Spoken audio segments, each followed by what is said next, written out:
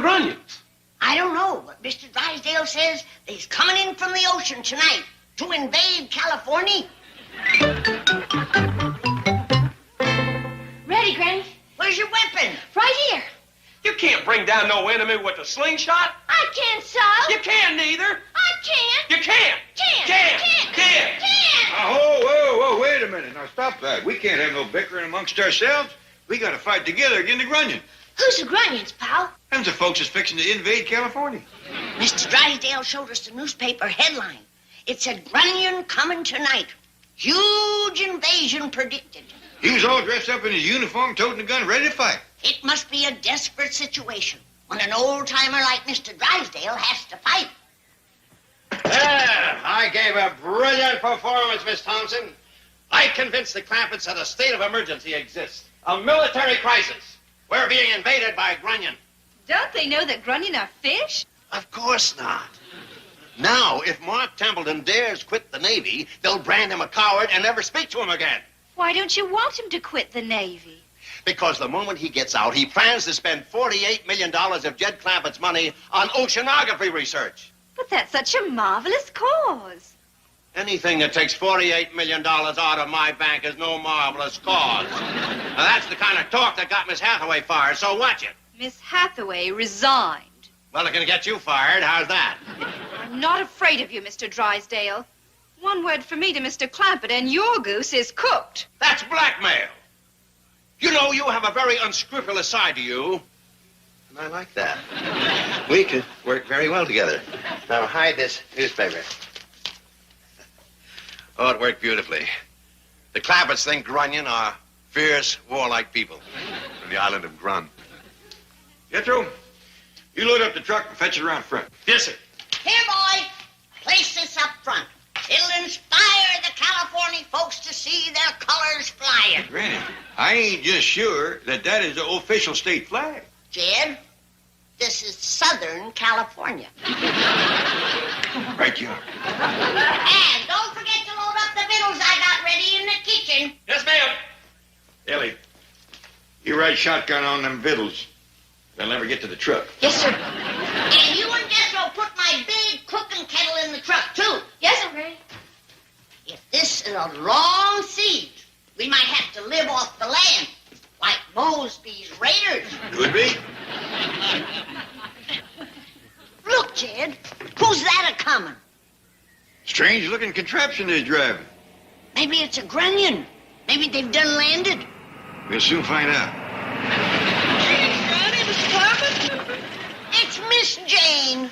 Howdy, Miss Jane. What happened to your pretty red car? It's in the garage. Mr. Drysdale had it repossessed. Oh, that ought to put it in A1 shape. What kind of a car is that?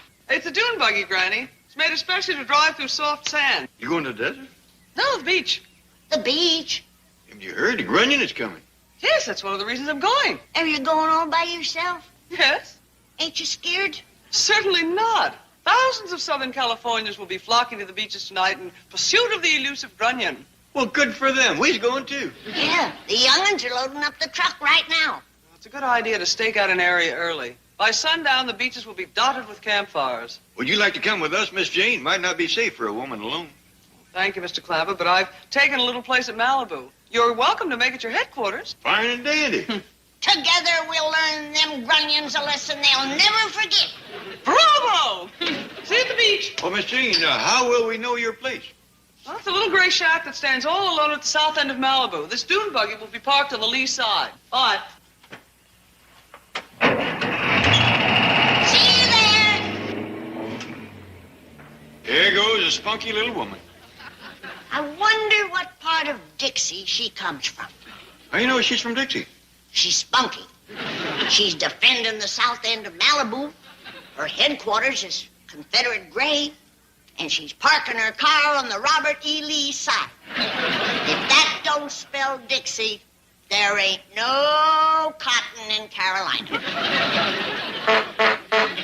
Here comes the young'un. Oh, Jed, forgot my medical bag.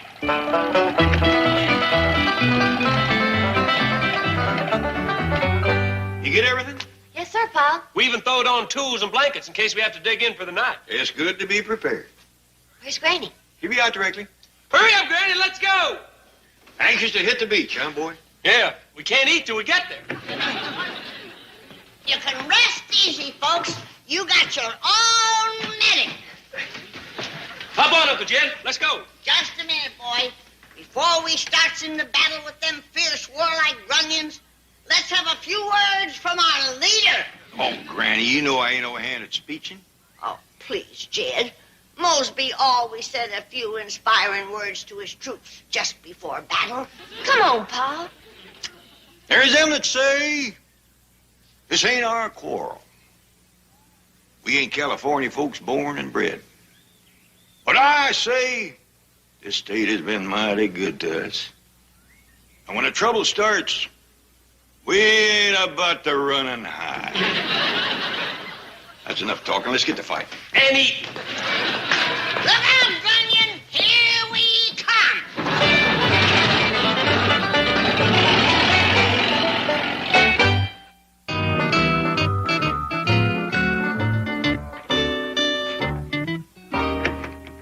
Greetings, Helen. Miss Hathaway, I didn't recognize you for a moment. How are you? Never happier. First vacation I've had since I went to work for old Scrooge. Here, these are for you, Helen. What is it? Grunion. I remember saying you'd never seen one, and these were left in my freezer from the last run. So this is a grunion. Rather like smelt, aren't they? Quite small. Yes, takes about a dozen of them to make a meal. Thanks ever so. I'll put these in the fridge down the hall. Oh, let me do it for you. I have to go anyway. I'm sorry you missed old Grump Grump. Me too. No, in spite of everything, I still have a warm spot in my heart for the chief. Where is he? Oh, he's in the garage, auctioning off your car. The warm spot just froze over. What's going on in here? Who's this hobo? It's Miss Hathaway. Oh, well, you've fallen on hard times since you left me. No, I haven't. Oh, yes, you have. I just sold your car for $25. $25? Well, that car's worth thousands. That was the highest bid. Who bought it? I did.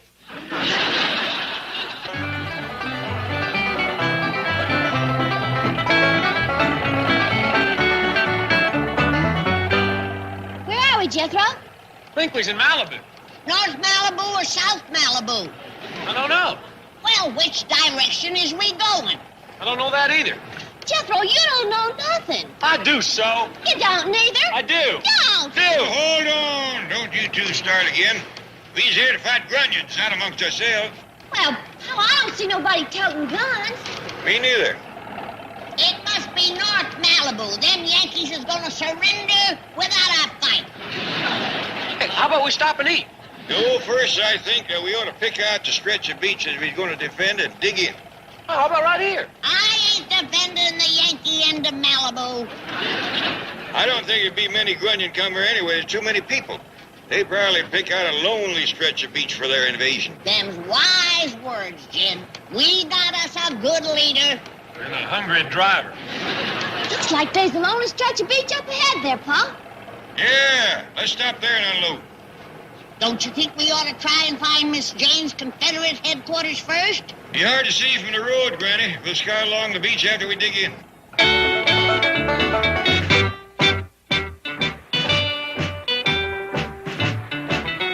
There, that ought to do it. We can hold off them grunions real good from here. Can we eat now? Wait a minute. The fort ain't finished until our flag is up.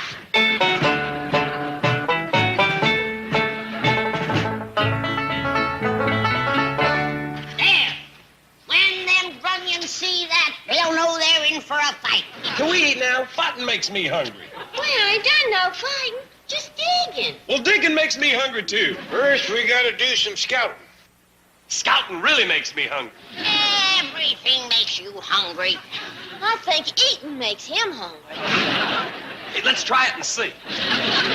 Looks like we're in for a real battle. Is they coming? No, I mean keeping Jethro out of the victuals. Oh, want me to throw him down and set on him, Pa? You and who else? There's no gun. That'll do. Now, first we're going to split up and look for Miss Jane's shack. Granny, you and Jethro go that way. Ellie and me will go this way. Let's go, Granny. Put down the victuals. They won't be safe. Put them down, boy. Now they're safe. Ease off, Jed. Now, if anybody sees any grunions coming, give the old Indian danger call. We all scoot back to the fort. Right. Have you got that, Jethro? Got what? What would you do if you heard a wild turkey call? I'd shoot him and eat him. Come on, super stomach, let's go. Should we go, Paul? Just a minute, Ellie. I want to take another look through the glass, see if I can spot any grunions a-coming. Uh-oh. I think I see one. What's he doing, Paul? He just laid out there doggo in the water, paddling himself around on a little flat boat. Take a look. I don't see him. Keep a looking. Sometimes he kind of hides behind a wave. Oh, I see him now. He don't appear to be toting no gun. I figure he is a scout, Ellie. He's just laying out there spying on us. Sure ain't wearing much clothes. Yeah. Poor little grunter's probably half froze. What you reckon we ought to do? When I should swim out there and yank him in? No, Ellie. We let them make the first move. We just kind of check on him from time to time. Ellie Mae, Mr. Clampett. Oh, I'm glad I found you. Howdy, Miss Jane. Granny and Jethro just took off down that way to look for your shed. What a shame. It's this away. Yeah, a little exercise won't hurt him. What a clever idea. You've built a revetment for protection. Yes, ma'am. Sometimes the wind becomes quite brisk and cold. This will shield your fire. Oh, yes, ma'am. We aim to fire at the grunion through these slots here. Oh, no, Mr. Clampett. You don't shoot grunion. You don't? No, you capture them by hand. Is that a fact? I guess they're quite small and completely defenseless. Don't they put up no fight? They struggle at first when you grab them, but they're really not hard to handle. And they just let you capture them? Thousands of them are taken every time they come in. Oh, they've been in here before, huh? Oh, yes, for years and years. Don't they never win? Oh, some of them manage to escape back to the ocean, but most of them are just stranded on the beach. And they just keep coming back? Practically every full moon. You know, it sounds to me like grunion ain't too smart. But they're not. They're purely creatures of instinct with a tiny little brain. Kind of wonder whether it was worthwhile coming down here. Oh, you'll enjoy it. Grunion hunting is considered a great sport. What do you do with them after you catch them? Many people take them home. Is that a fact? Well, they make a delicious dinner. Oh, they cooks good, does it? Well, they fry especially well. Of course, it takes at least a dozen of them to make a meal. Let's not take none home, Paul. It's a matter of personal taste. Well, I must be dashing back. My place is just over that point yonder. Come see me. Quick as Granny and Jethro gets back. Well, tally-ho. Happy hunting. Bye, Miss Jane. See you later. Well, Ellie, I'm afraid we ain't in for much of a scrap. Sure sounds that way. Is that grunion still out there, Paul? Yep, there he is. They is the poorest boat builders. That thing ain't got no sides, and it looks slick as glass. Now the darn fool's trying to stand up on it. Let me see, Paul. Too late, he just fell off. Them grunions must be dumb as Jethro. Ellie, if Jethro was to take his brain to the Isle of Grun, they'd make him king. Come on, let's go find some firewood.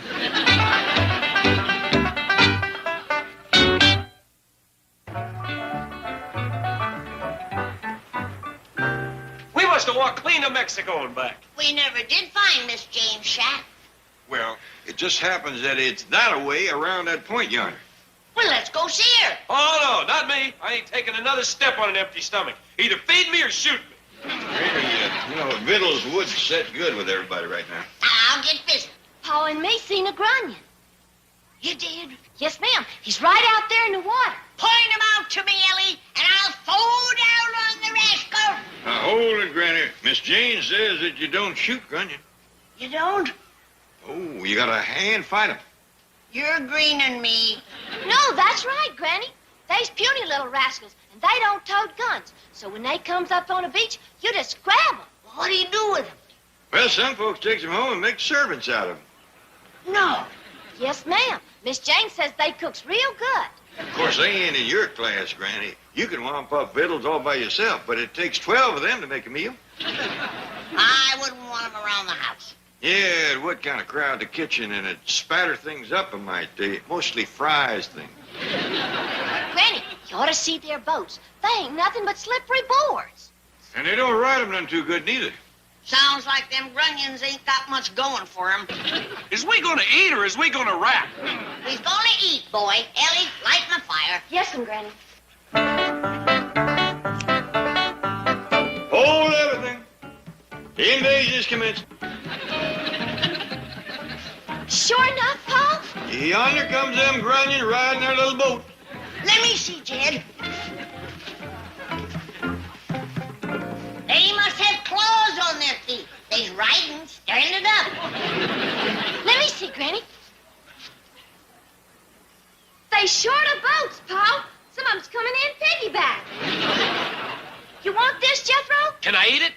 Of course not. Then I don't want it. I reckon one of us ought to run down the beach and warn Miss Jane the grunions is coming. I'll go, Pa. Is it safe? When it comes to hand fighting, I'll put Ellie up against anything the island of Grun can throw at us. I'll hurry back. Jethro, are you gonna sit there and let your girl cousin do all the fighting? I'm gonna sit here till I eat something. Oh, all right. Here. You can gnaw on this ham hock while I'm fixing the stew. I gave Jethro a ham hock to gnaw on whilst...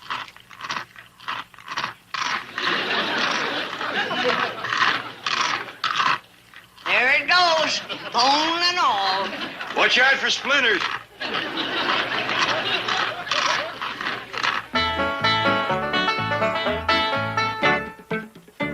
Hey, didn't I see you out in the water riding that little boat? Yeah, Are you a grunion? a grunion? From the island of Grun. No. Oh, yes, you are. Drop that boat and defend yourself. Look, I don't know what kind of a trip you're on, but Now, let's have the truth. Are you a grunion? No, Yes, you are. Confess now. I'm not a grunion. This is your last chance. Are you a grunion? If you say I'm a grunion, I'm a grunion.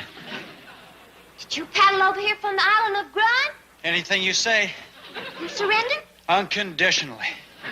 Okay. You're my prisoner. I declare them grunion has got to be the poorest sailors that ever put to sea. They's falling off them little boats right and left. Where, Jed? You can't see them without the telescope. Why, they is riding real good. Whoops! Whoops! Hey, everybody! Look what I got. What is it, Ellie? This here's a genuine grunion from the island of Grun. Well, doggy. Look at here, Jethro. Ellie Mae done caught the first grunion. What do you say to that? Hey, can I have another ham hock? No, you can't. Now, you get up. You ain't getting another bite to eat until you go catch yourself a grunion. Now, get... Oh. So you is a grunion, huh? Say something in Grun. He talks American, Granny. I figured that island must be close by if they can get here on them little boat. Scrawny little thing. Looks half starved. Cold, too. Here, this'll keep you warm. Are you hungry? Yeah, man. No. She's a girl. This is a man. Understand? Yeah, man. No, I'm not a man neither. He don't know a woman when he sees one. Maybe they don't have no women on the island of Grun. It could explain why so many fellas leaves there and comes here. Well, sit down, little fella, and I'll give you something to eat.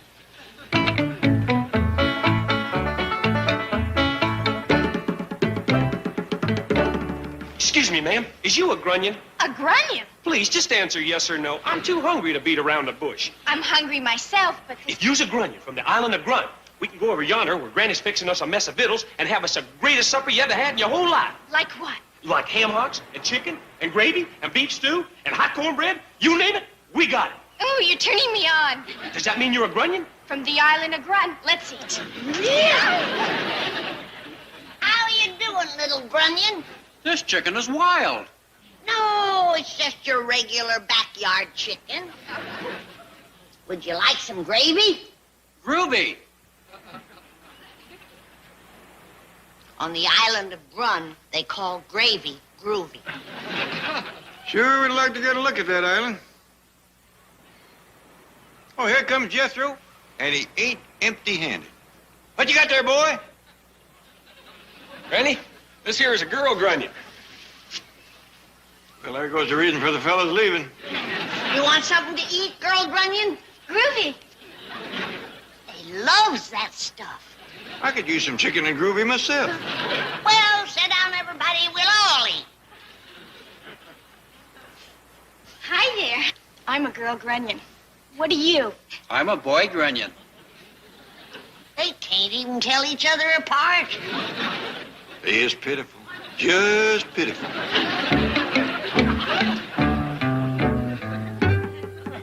Pitiful. Downright pitiful.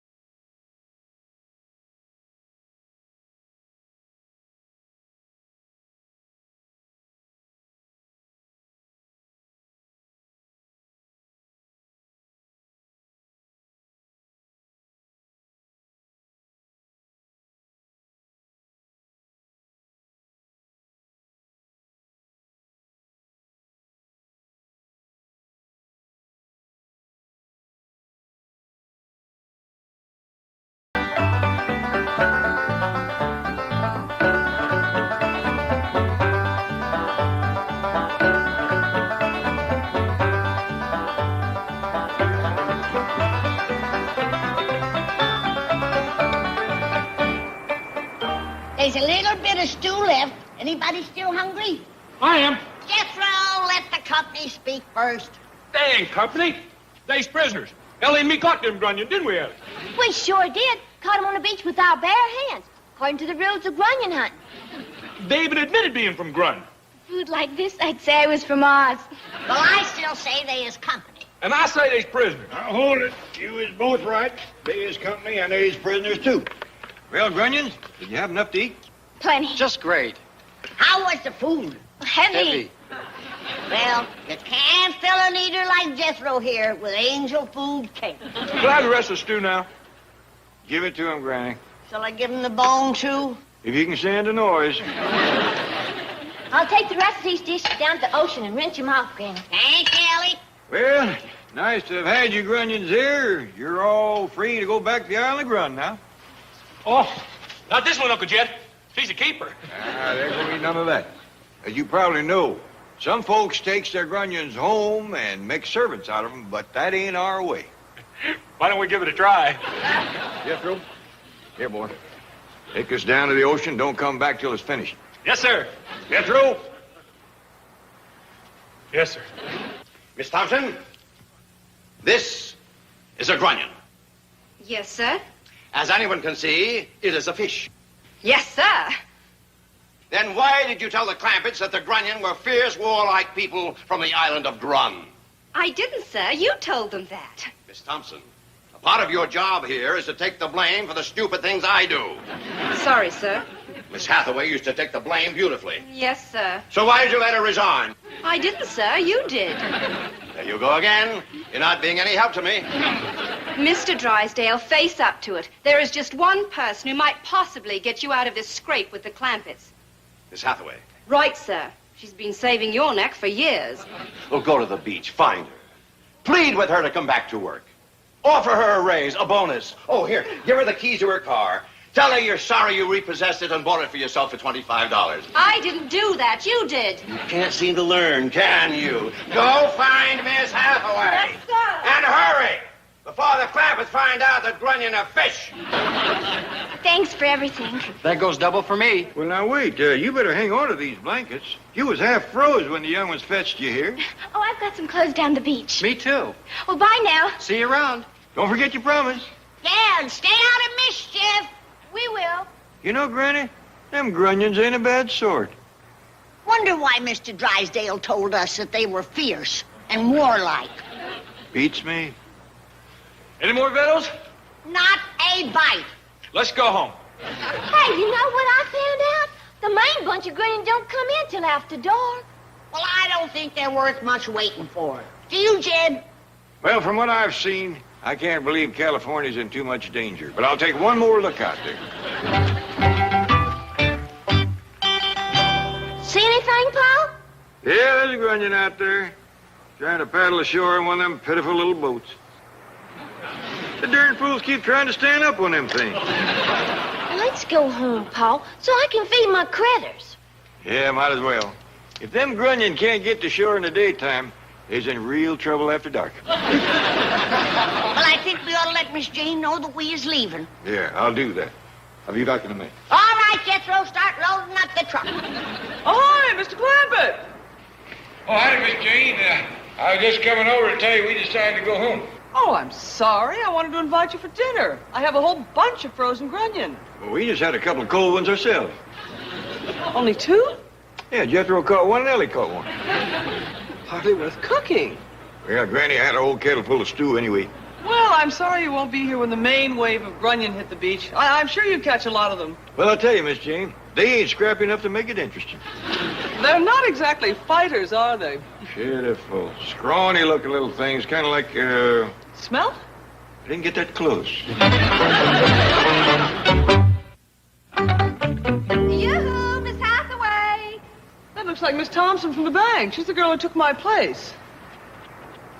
Oh, I'm so glad I found you. Oh, Miss Thompson, you remember Mr. Clampett? Yes, indeed. Nice to see you, ma'am. Oh, Miss Hathaway, you must come back to work for Mr. Drysdale. No, thank you, Helen. Oh, please, he's just beside himself. Sorry. Well, I reckon I'll be moseying. Mr. Clampett, wait. Perhaps you could persuade her to return. I don't like to be butting in.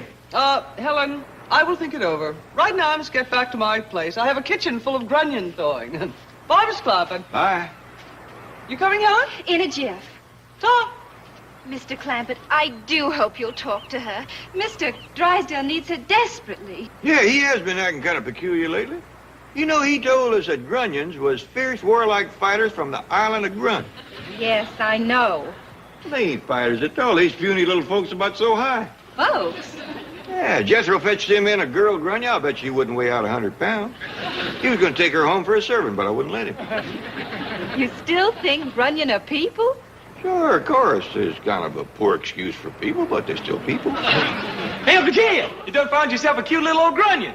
She ain't my grunion. Then she's my grunion. Boy, put her down. No, sir, Uncle Jed. You made me let the other one go, but I'm gonna keep this one. Yee-haw! Turn her loose. Put that girl down. Someday I gotta have a long talk with that boy. It wasn't worth toting our battle flag or our guns to the beach, was it, Jed? I believe Ellie Mae could fight off a grunion invasion with a slingshot. I figured we'd get into some scraps. Oh, is there any left? I'm hungry. Go unload the truck. Go unload the truck. If you hadn't made me turn loose that grunion I captured, I'd have had her unload the truck. You don't hold without the slaves, boy. That's right.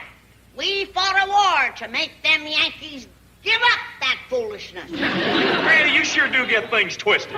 Do as I say or you're going to get things twisted, starting with your neck. I'm the only grunion hunter in California that don't get to keep what I catch.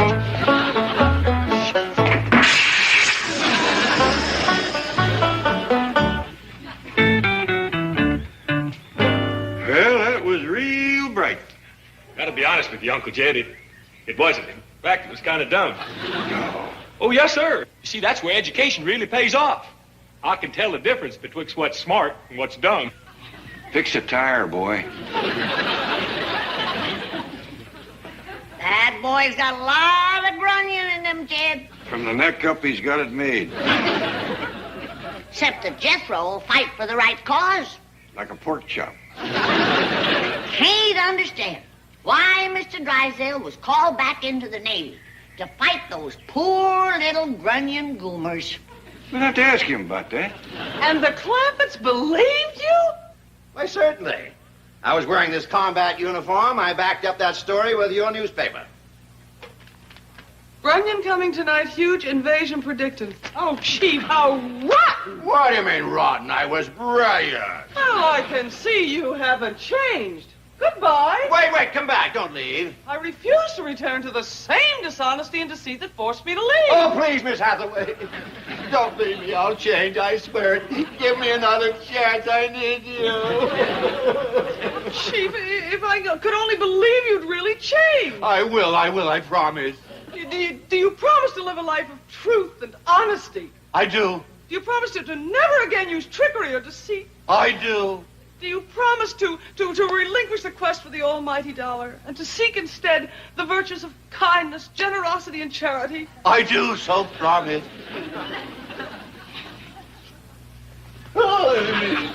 You knelt before me, Drysdale the despicable. Arise and henceforth be known as Melbourne the Good.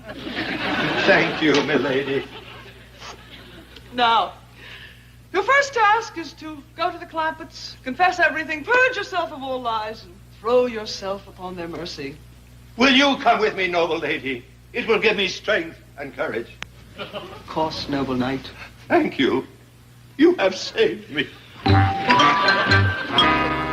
Oh, how marvelous. You're together again. Miss Thompson, you see before you a new man, cleansed of all greed and avarice, dedicated to truth and honor. Yes, he's on his way now to confess his trickery to the Clampetts. Good show. They'll be quite surprised to hear that Grunion aren't really people.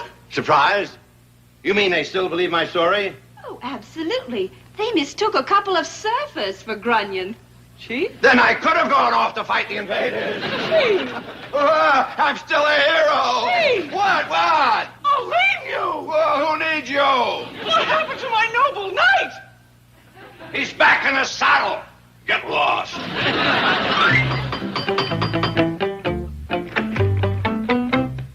Mr. Tracy, in the blue blazes happened to you? Did you have an accident? Well, if you call hitting Suicide Beach on Grun an accident, I had one. You've been to the island of Grun? I went in with the first wave. It was awful. You know, Mr. Drysdale, we run into a couple of them Grunion down in Malibu. They wasn't no scrappers at all. Of course not. When things got hot, the cowards and weaklings fled the island. You met the deserters, I met the fighters. Mr. Drysdale, what happened? Granny, it appears them Grunion that we run into was a couple of cows. The Navy went into Grun and had them a real battle. You sure have been through. Come in. Oh, darn it, the medic has found me. Seaman Drysdale, you shouldn't be on your feet. Excuse me, folks, but this man has lost a lot of blood. Oh, there's plenty more of that came from. How soon can I go back into combat? Combat? Why, they're waiting for you in surgery.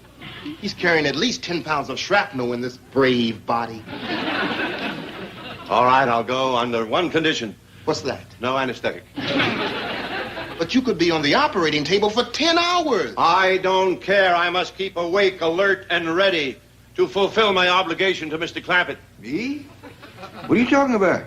You have entrusted your fortune to my care. And while I'm unconscious, someone may talk you into making a withdrawal from my bank. He wouldn't do that to you. You're a hero. Hero second, a banker first. Mr. Drysdale, I won't draw out no money. Do I have your word? Yes, sir. Not a penny. Very well, medic. I'm ready. Tell the surgeons to save everything they take out of my body. And after the operation, I want them to strap me into the cockpit of a plane, and I'm going to drop that shrapnel on the capital of Grum. They haven't seen the last of Spunky Drysdale. Take good care of him, Doctor. Oh, I will. He's the greatest man I've ever seen. And if his bank is as strong as he is, that's where I'm going to deposit my money.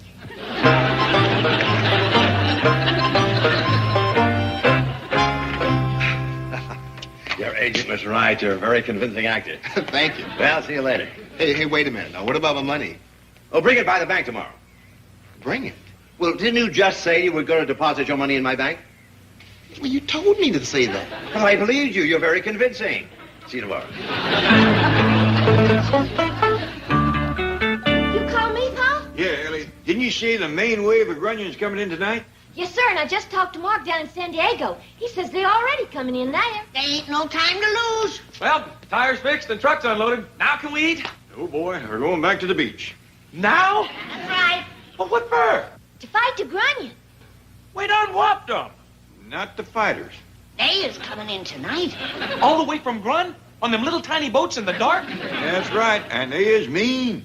I'll tell you something else. They is dumb. Come on,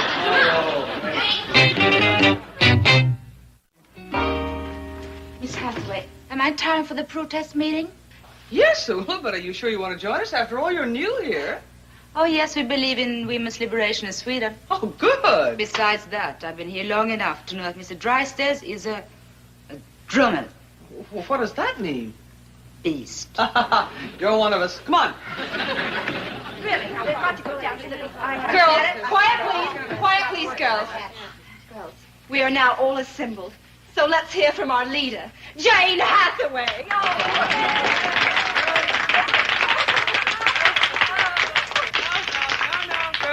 Girls, please. Thank you very much. Girls of the Commerce Bank, as you know, I did not seek this position of leadership. But as one who has suffered longest and most grievously under the tyrannical rule of that dastardly dictator, Milburn Drysdale. Now we've got to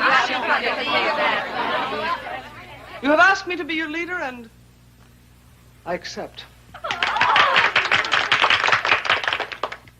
I shall not waste time detailing his latest act of perfidy. You have all heard how he invented the Isle of Grun to achieve his own greedy purpose. Please.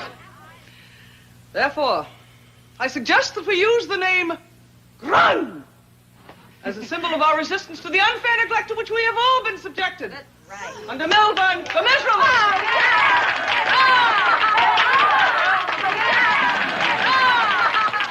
Now, girls, please. Now, Helen and I have made several of these. Pass among you and be picketing the bank when the beasts of Beverly Hills return. Picketing up and down in front of Hey, what's going on here? Clear out of my office. Back to your desk. All right, no. Stand firm, girls. Do not cringe before the despot. So you're the troublemaker. There will be no trouble if you agree to treat these girls fairly. Yes, we demand women's liberation. Okay, you're liberated. You can have your next meeting at the unemployment office. Don't panic, girls. Don't panic. He can't run this bank without you. Rally behind your banner. Girls resist unfair neglect. What does that mean? It means that these girls wanted to be treated like men. Yes, we want the same pay as men. We want the same treatment as men. Okay, you'll get it. Charlie, there's a bunch of guys rioting up in my office. Send up the bank guards with mace, tear gas, and clubs. Girls, don't worry. We'll hold our protest meeting on the beach at Malibu. At the beach? Yes, the Grunion are running tonight. There'll be thousands of people to watch our demonstration. We'll even have a fireworks display. A fireworks display? Well, can we afford that? Well, actually, it's being put on by the city fathers, but why give men the credit? Listen to this. I have been making up some marching chants. Listen. We are the girls from Grun. We want our place in the sun. We'll fight till we win. We'll never give in, and Drysdale's on the run. We are the girls from Grun. We want our place in the sun. We'll never give in. We'll fight till we win. The Drysdale's on the run.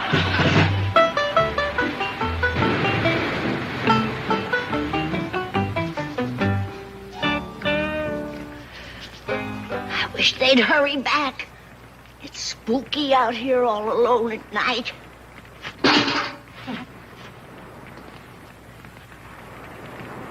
Halt! Who goes there? Friend or Grunion? Friend. Give the password. Bug tussle. Advance and be recognized. It's me. What you got there? Granny, this here is what you call a grunion bucket. Appears we won't be needing our guns.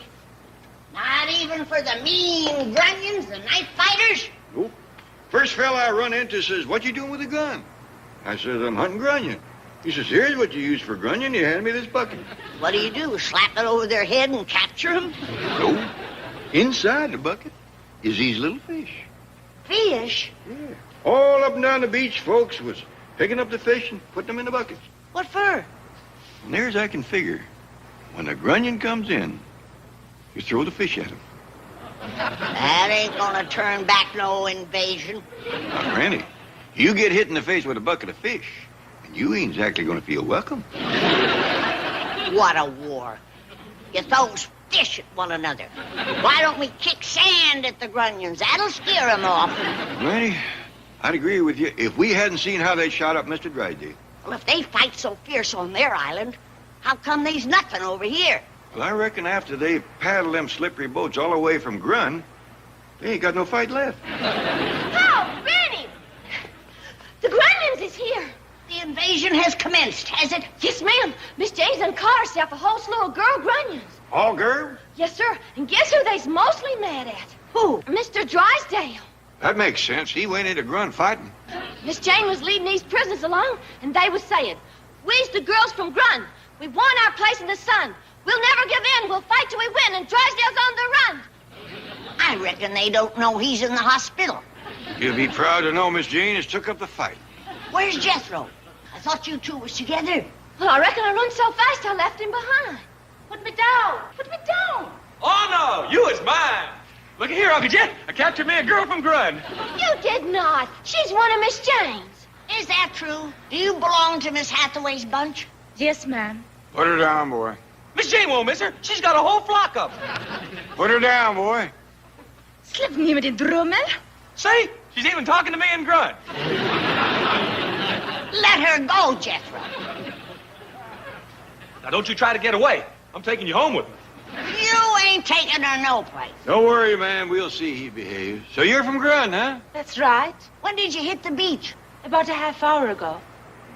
Where's all your men folks? Oh, Gran doesn't have any men. No men at all?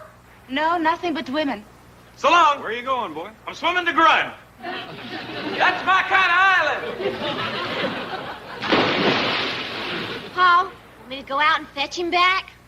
No, let him have a swim. It'll cool him off. Hola. Oh, you're with the Clampetts. Hello again. How did it say? What's the news? How goes the battle? It's nip and tuck. Mr. Drysdale says he'll never surrender to the girls of Grun. Did you hear that, Jed? Old Spunky's back in the thick of it again. But Miss Hathaway says he's weakening. He was kind of weak to start with. Girls, girls. Over here, Miss Hathaway. Greetings, friends. Ula, Helen, come quickly. The girls of Grun are on the verge of victory. Oh, yeah? Yes, Mr. Drysdale's about to surrender. Poor Mr. Drysdale, after putting up such a brave scrap. It ain't over yet. If you ask me, it's going to take more than an island full of women to whip Spunky Drysdale and the United States Navy. Oh, Granny, look! I told you, Spunky and the boys in blue is making another run at him.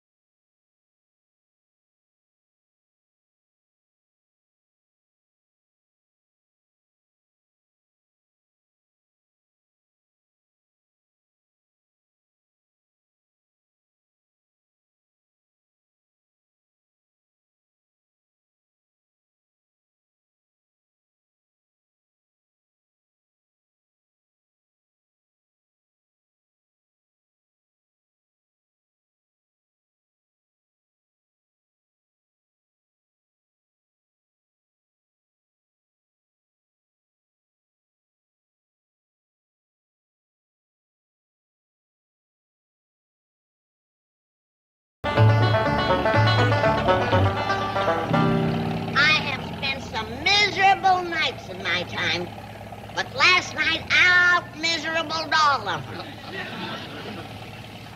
That sleeping on the beach is for the birds. It's one thing to be woke up in the morning with the sun hitting you in the eye, and it's another thing to be woke up with the tide slapping you in the face.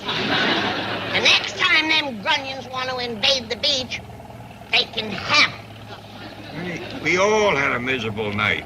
We got a long drive home, and ain't no use rehashing it. Yeah, I suppose you're right. Y'all think you had a miserable night on the beach. I spent the night in the ocean. Well, it's your own fault, boob.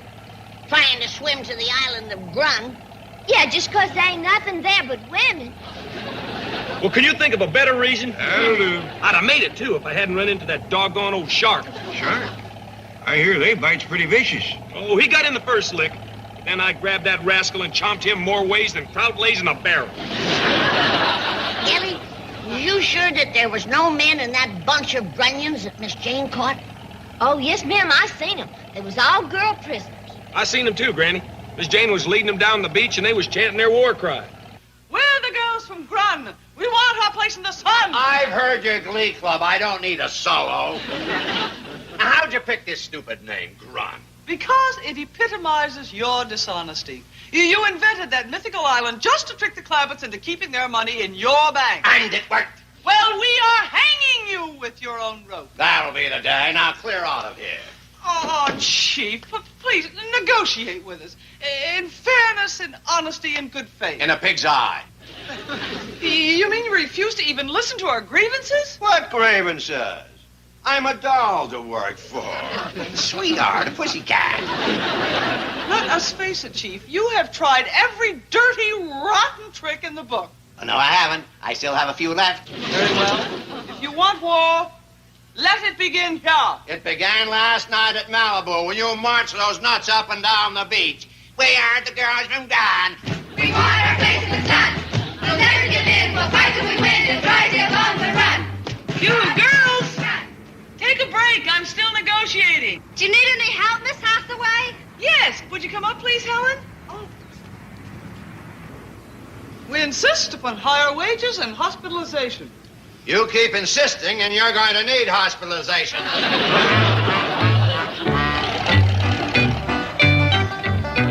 Look at all them girl grunions. This is just as good as swimming to the island of Grun. Who's that? Looks like a goon squad. Drysdale must have hired strike breakers. Howdy, ma'am. Remember me? Hey, she's talking to me in Grun again. You were right. It's a goon squad. And the head goon just got Ula. Put it down. What are you doing, boy? Uncle Jed, this is the girl from Grun you maybe turned loose last night. Well, turn her loose again. Oh, please let me keep her. Put her down. Gee whiz. How would you like a karate chop? Swell. I'm starving. Get back on the truck and behave yourself. But she's gonna fade me. Do as I tell you. Doggone, I never get to do nothing. I'm sorry about the boy. I'd like to say he ain't himself today, but I'm afraid he is. Are you people goons? No, he's the Clampett. I'm Jed. The boy here is Jethro, Granny, Ellie Mae. Hi. Howdy, Grun girls. Y'all still prisoners? I'll say we are. And this bank is our prison. Well, we seen you walking around out here this morning. Was you doing your exercises? I'm afraid that's about all it'll amount to. Now, let's not get too pessimistic. Maybe Miss Hathaway will get better conditions for us. Miss Jane has shook up your cause, has she? Yes, bless her heart. She's trying the best she can to see that we get decent treatment. That sure does sound like Miss Jane. Yes, but she won't get anywhere with old Drysdale. Oh, so he's the one that's keeping you in prison here in his bank. Who else? And he ain't treating you right, is he? He's treating us rotten. Well, girls, you tell Miss Jane that when conditions get too bad, she's welcome to fetch you all up to our place. We got lots of room. And it's a good, safe place. It's got a great big wall around it. And if you come, fetch along some of them karate chops. We'll tell Miss Hathaway. Goodbye. Goodbye.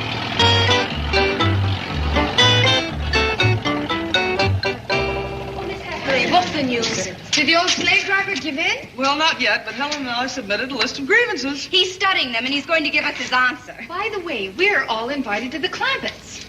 Really? Yes, they were just here. Girls, there is the key to our success. Mr. Drysdale would do anything to keep in good with them. If he doesn't give us a fair answer, we'll all meet in the parking lot and go to the Clampetts. Okay, girls, here's your answer. Turn on the water, Charlie. Full blast. We'll meet in the parking lot. Hurry up, they're getting away. Give me all the pressure you've got. That's the way to handle troublemakers, Charlie. You wouldn't really hit those girls with all that water, would you? Of course not. That stuff costs money.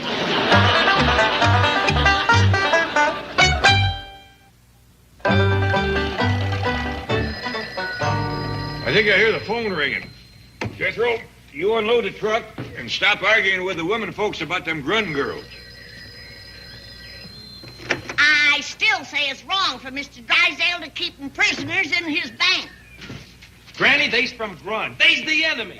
Well, he must treat them mean, or Miss Jane wouldn't be taking their side. He probably locks them up in the vault. And makes them tote around bags of money. And wash and iron $30 bills. And makes them lift them big old heavy mortgages. And shine nickels and dimes with silver polish. Well, I wish they was here so they could help me unload the truck and fry up a pan of them karate chops. Shame on you. You're as bad as Mr. Drysdale. But, Granny, they's prisoners of war. But they still girls and supposed to be treated nice. 'Cause why? Because they are gentle and delicate creatures. Says who? Says me.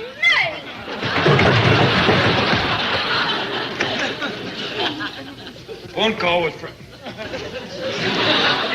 How can you lay there taking a nap while the women folks unload the truck? Uncle Jed, get up from there, boy. You ought to be ashamed of yourself. Oh, What's the matter with your back? my gentle, delicate girl cousin locked her broke it. He provoked her, Jed. That's right, Pa. Well, anyway, that was Miss Jane on the phone. She's fixing to bring them Grun girls over here. Good.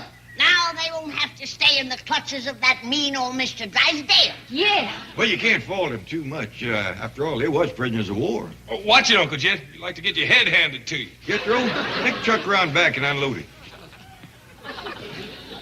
I can understand Mr. Drysdale holding a grudge. He was shot up something awful on that island of Grun. He probably stubbed his toe. Hey, he was here when he come by. He was hobbling on crutches and bandaged up head to foot. It was nothing. I took a few sniper bullets going in, stopped a burst from a machine gun nest, caught an 88 in the chest, but I kept going. It wasn't until I stepped on the landmine that I blacked out and came to in a Navy hospital. Gee whiz, he was hurt awful bad. Men is crybabies, Ellie. You get blowed up like that, you's entitled to whimper a mite. Well, he had no business going to Grun in the first place. The man was in the Navy. He was ordered to go. Whose side are you on, Jed? Trying to see both sides. Well, you ain't doing a very good job of it. Well, let's not go to scrapping twixt ourselves. We'll talk it all out quick as Miss Jane gets here with the Grun girl. Put the girls into the truck. Get out and step up! Where'd you get this I saw? We borrowed it from the women's limo. And we've added a few touches of our own. We call it our Grunmobile. Oh, get out of here! All right, girls, we tried. On to the Clampett. Hold it! Where, what? Who? The Clampetts invited us to use their mansion as our headquarters.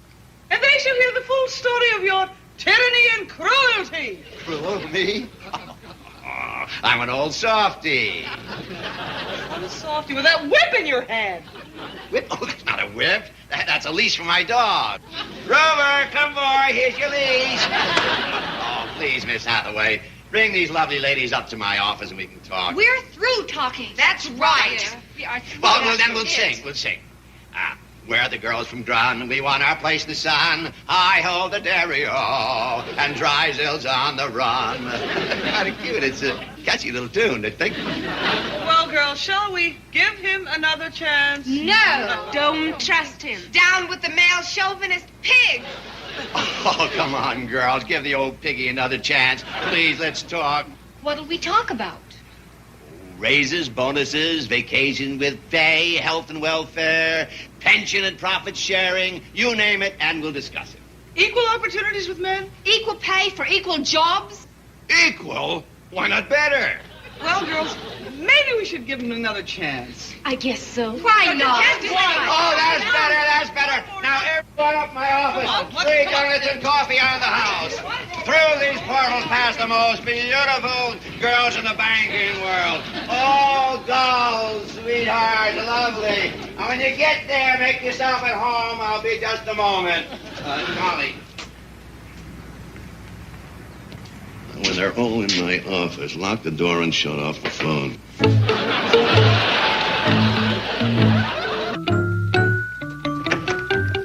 Mr. Drysdale, you're out of the hospital. Yes, I'm not supposed to be, but I had to see you.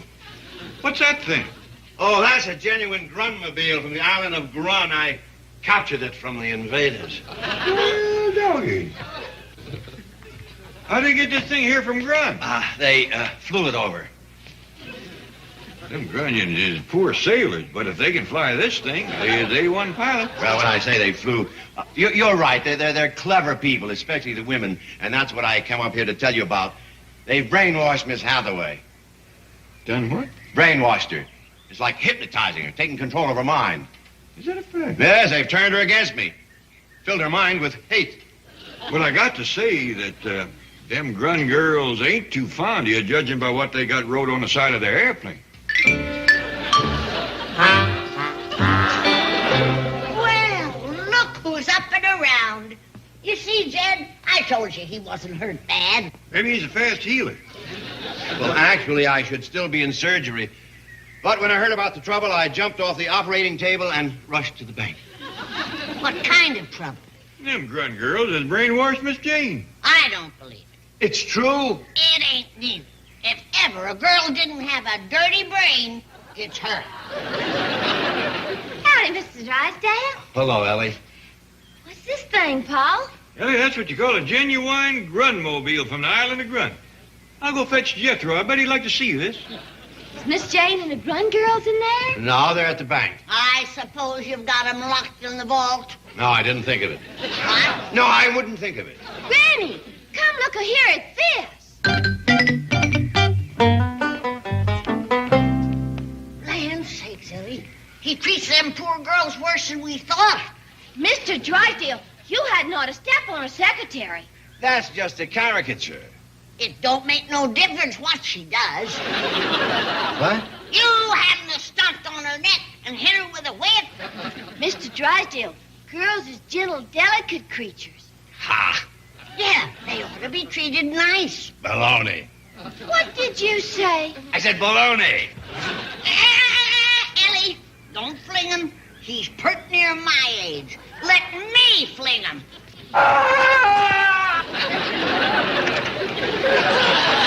It's crazy. What happened?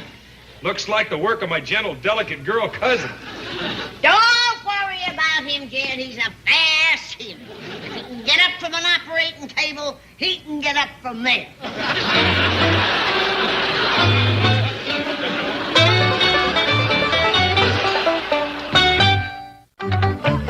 Sorry, girls. The door is still locked. The phone is still dead. And our Grandmobile is still gone. I'll bet anything Drysdale took it. There's no question about it. He's the Clampetts right now telling them lies about us. Wait till I get my hands on that rat Fink. I'll give him such a karate chop.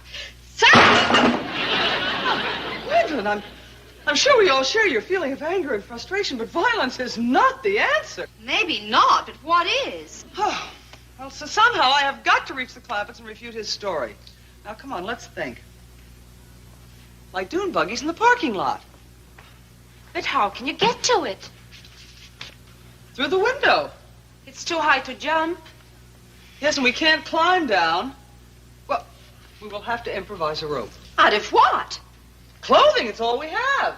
Well, you're welcome to my miniskirt, but it would take 30 of them to reach the ground. 40. If Drysdale paid us decent salaries, we'd be wearing middies and maxis. Well, we'll just have to use what we have. All right, girls, take it off for women's lib.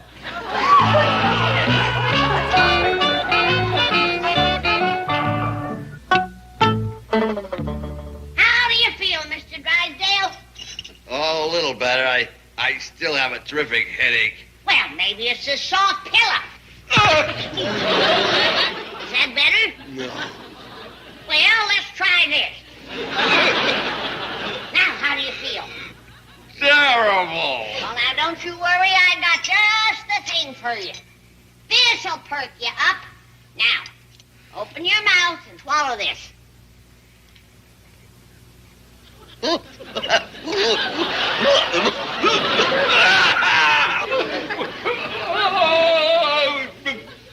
told you it would perk you up. What was that stuff? It tasted like turpentine. That's what it was. What? Water! Water!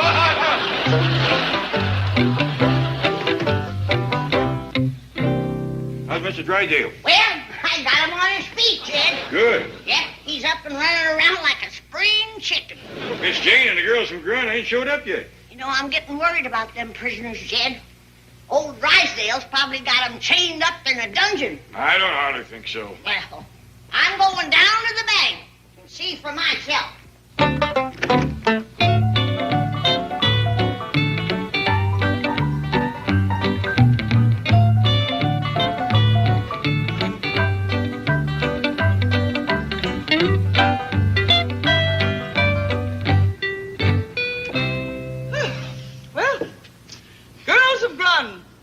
Still dressed, salute you. And many thanks to you all for your contribution. Yes, never before have so many peeled off so much for so few. And a special thanks to you, Ulla. You gave your all. Åh, snälla någon, sätt på värmen. Oh, I guess that means good luck in Swedish. Oh, no, it means please somebody turn the heat up. Well, we're off to the Clampetts to slay Drysdale the Dragon.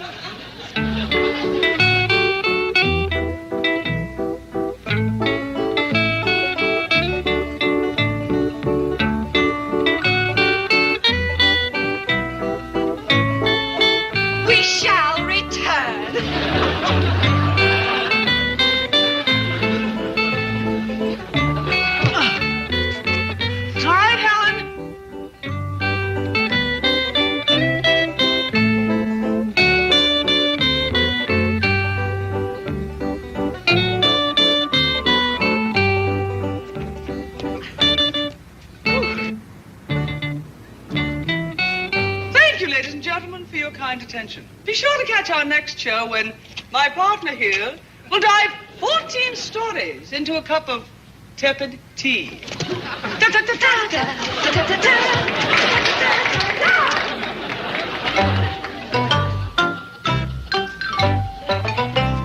What's going on here?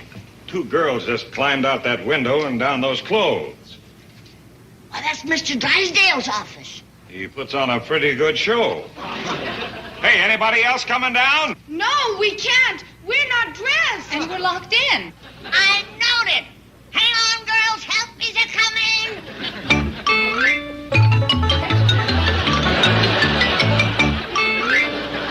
Hey, this is a wild bank. I think I'll open an account.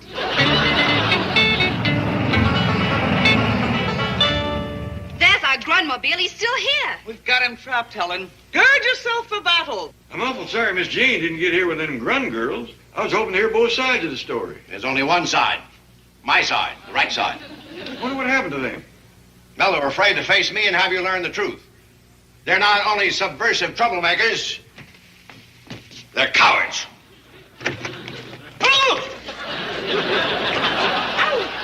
Chief, open this door. Sounds like they're here. They are. Run for your life. They're dangerous. You said it was cowards. They are. But it's 2 against 1. Now, you're going to get what's coming to you, you miserable fink. Don't you dare talk to Mr. Clampett like that. I'll protect you, sir. Oh, Mr. Clampett, we welcome the opportunity to have you hear the truth. Yes. Don't listen to them. They'll brainwash you. Guys, let me hear their side of the story. It's nothing but a subversive pack of lies. They're trying to undermine the American way of life. All we're trying to do is to get you to pay us decent wages. And give us decent working conditions. You see, I told you they were subversive. Oh, See, she attacked a wounded veteran. They're vicious. Mr. Drysdale, will you please let me hear what these girls have to say? Thank you, Mr. Clampett. Now, first of all, What's going on here? Well, Granny, I'm trying to get both sides of the Grun situation. Mr. Drysdale ain't making it easy. I suggest we eject him from the premises. Good idea. Now, hold on, girls. I'm a doctor. This man is my patient, and nobody touches him but me. Thank you, Doctor. Thank you. I'm a sick man. The sickest. Mr. Drysdale's going back to his bank under my care. Oh, that Grunmobile will make a dandy ambulance. Will you drive us? But, Granny, I don't know the whole story yet. I do. I'll tell it to you later. There's a surprise ending. All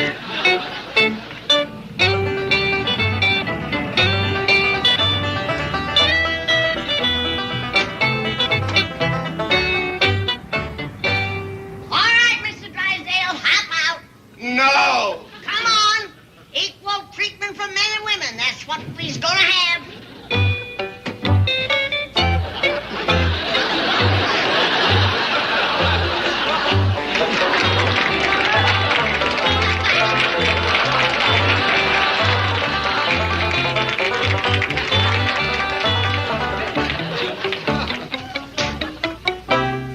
was that? That's the president of this bank.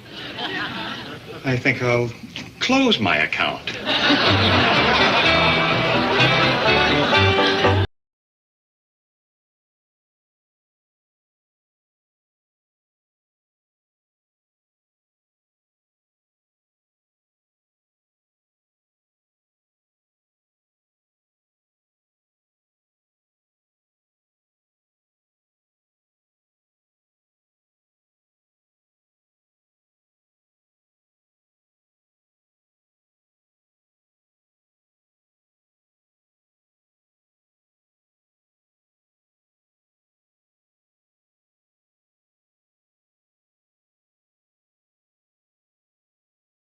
Nice presentation. Jed, the president is calling you. All the way from Washington. The president of the United States is calling me? Jed asked, astonished. Yes, sir, Jed, Granny confirmed breathlessly. Miles away, in a dimly lit office off the main bank floor, a clever impersonator named Rich Little was standing in a white coat, holding a telephone receiver. Mr. Drysdale hovered nervously beside him. They are bringing the old fellow to the phone, Mr. Little, Mr. Drysdale whispered. Isn't he in a straitjacket? Rich Little joked softly. Oh, no, he is not dangerous, Mr. Drysdale assured him. He just suffers from the delusion that he is worth $95 million. No wonder he is in the funny farm, the impersonator replied. The whole family, it is wonderful of you to look after them. They are very sweet people. Nothing but sweet, Mr. Drysdale agreed falsely. Hurry, man. Do not keep them waiting.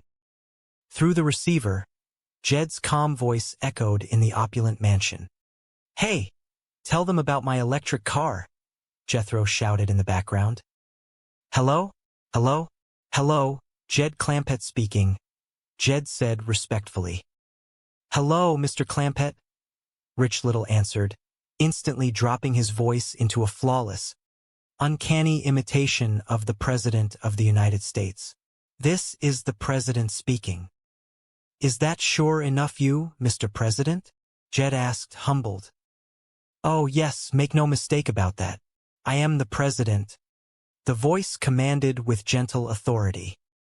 That is him, all right, Jed whispered aside to his family. Now, Mr. Drysdale has told me of your generous and patriotic offer to donate your entire fortune to the fight against air pollution. The fake president continued smoothly. Yes, sir, Jed replied earnestly. It is only $95 million, but you are sure welcome to it, and we will bring it right to you right there in the White House. The whole family. This here is Granny, Mr. President. She will bring you some pickled pawpaws and some hand-slung chitlins. Mr. President, this here is Ellie Mae. Would you like a nice little baby possum to play with? My nephew Jethro ain't here to say howdy, but he is going to drive us all the way to Washington in his brand new invention, the electric car. Mr. Drysdale panicked, gesturing wildly for Rich Little to stop the madness. No, the fake president spoke quickly. Do not come to Washington. We have got enough people like you here already, you public-spirited citizens, Well, how do we get the money to you? Jed asked innocently. Well, I am glad you asked me that, Rich Little continued, reading from the notes Mr. Drysdale had shoved in front of him. I want to make this point very clear. What is the point you want to make very clear?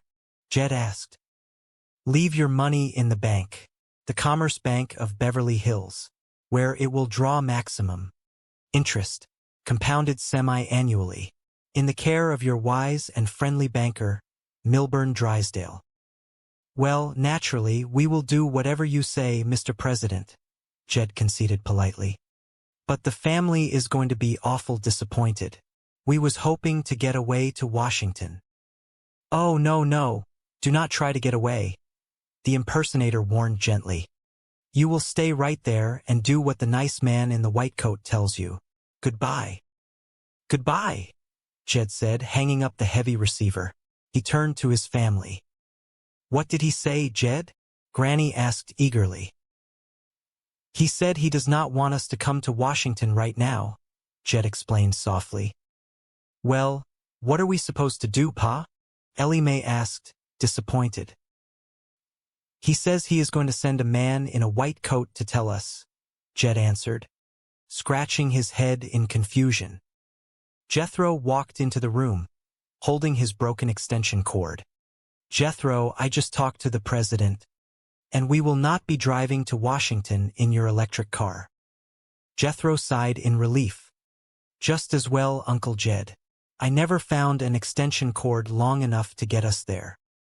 Back at the bank, Mr. Drysdale was practically dancing with joy. Mr. Little, that was a magnificent performance. Thank you.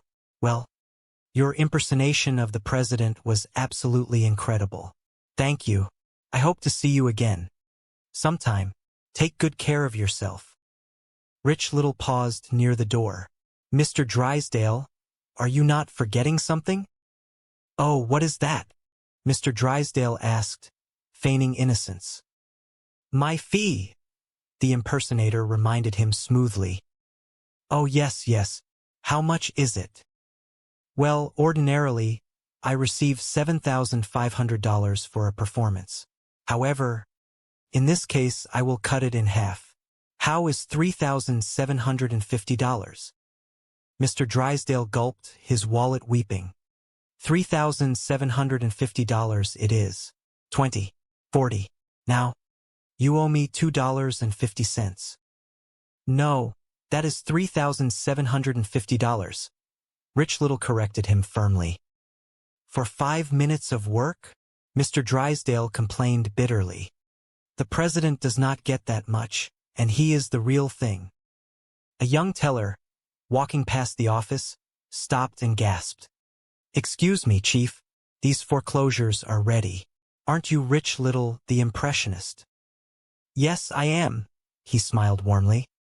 Oh, Mr. Little, I just love your impression of John Wayne, the teller swooned. Rich Little immediately shifted his posture, adopting the slow, drawling swagger of the legendary cowboy. Well, thank you very much, ma'am. Now, let me say that if we had girls like you out on the trail, I never would have given my horse a second look. The teller giggled in delight. Oh, that is marvelous. Thank you.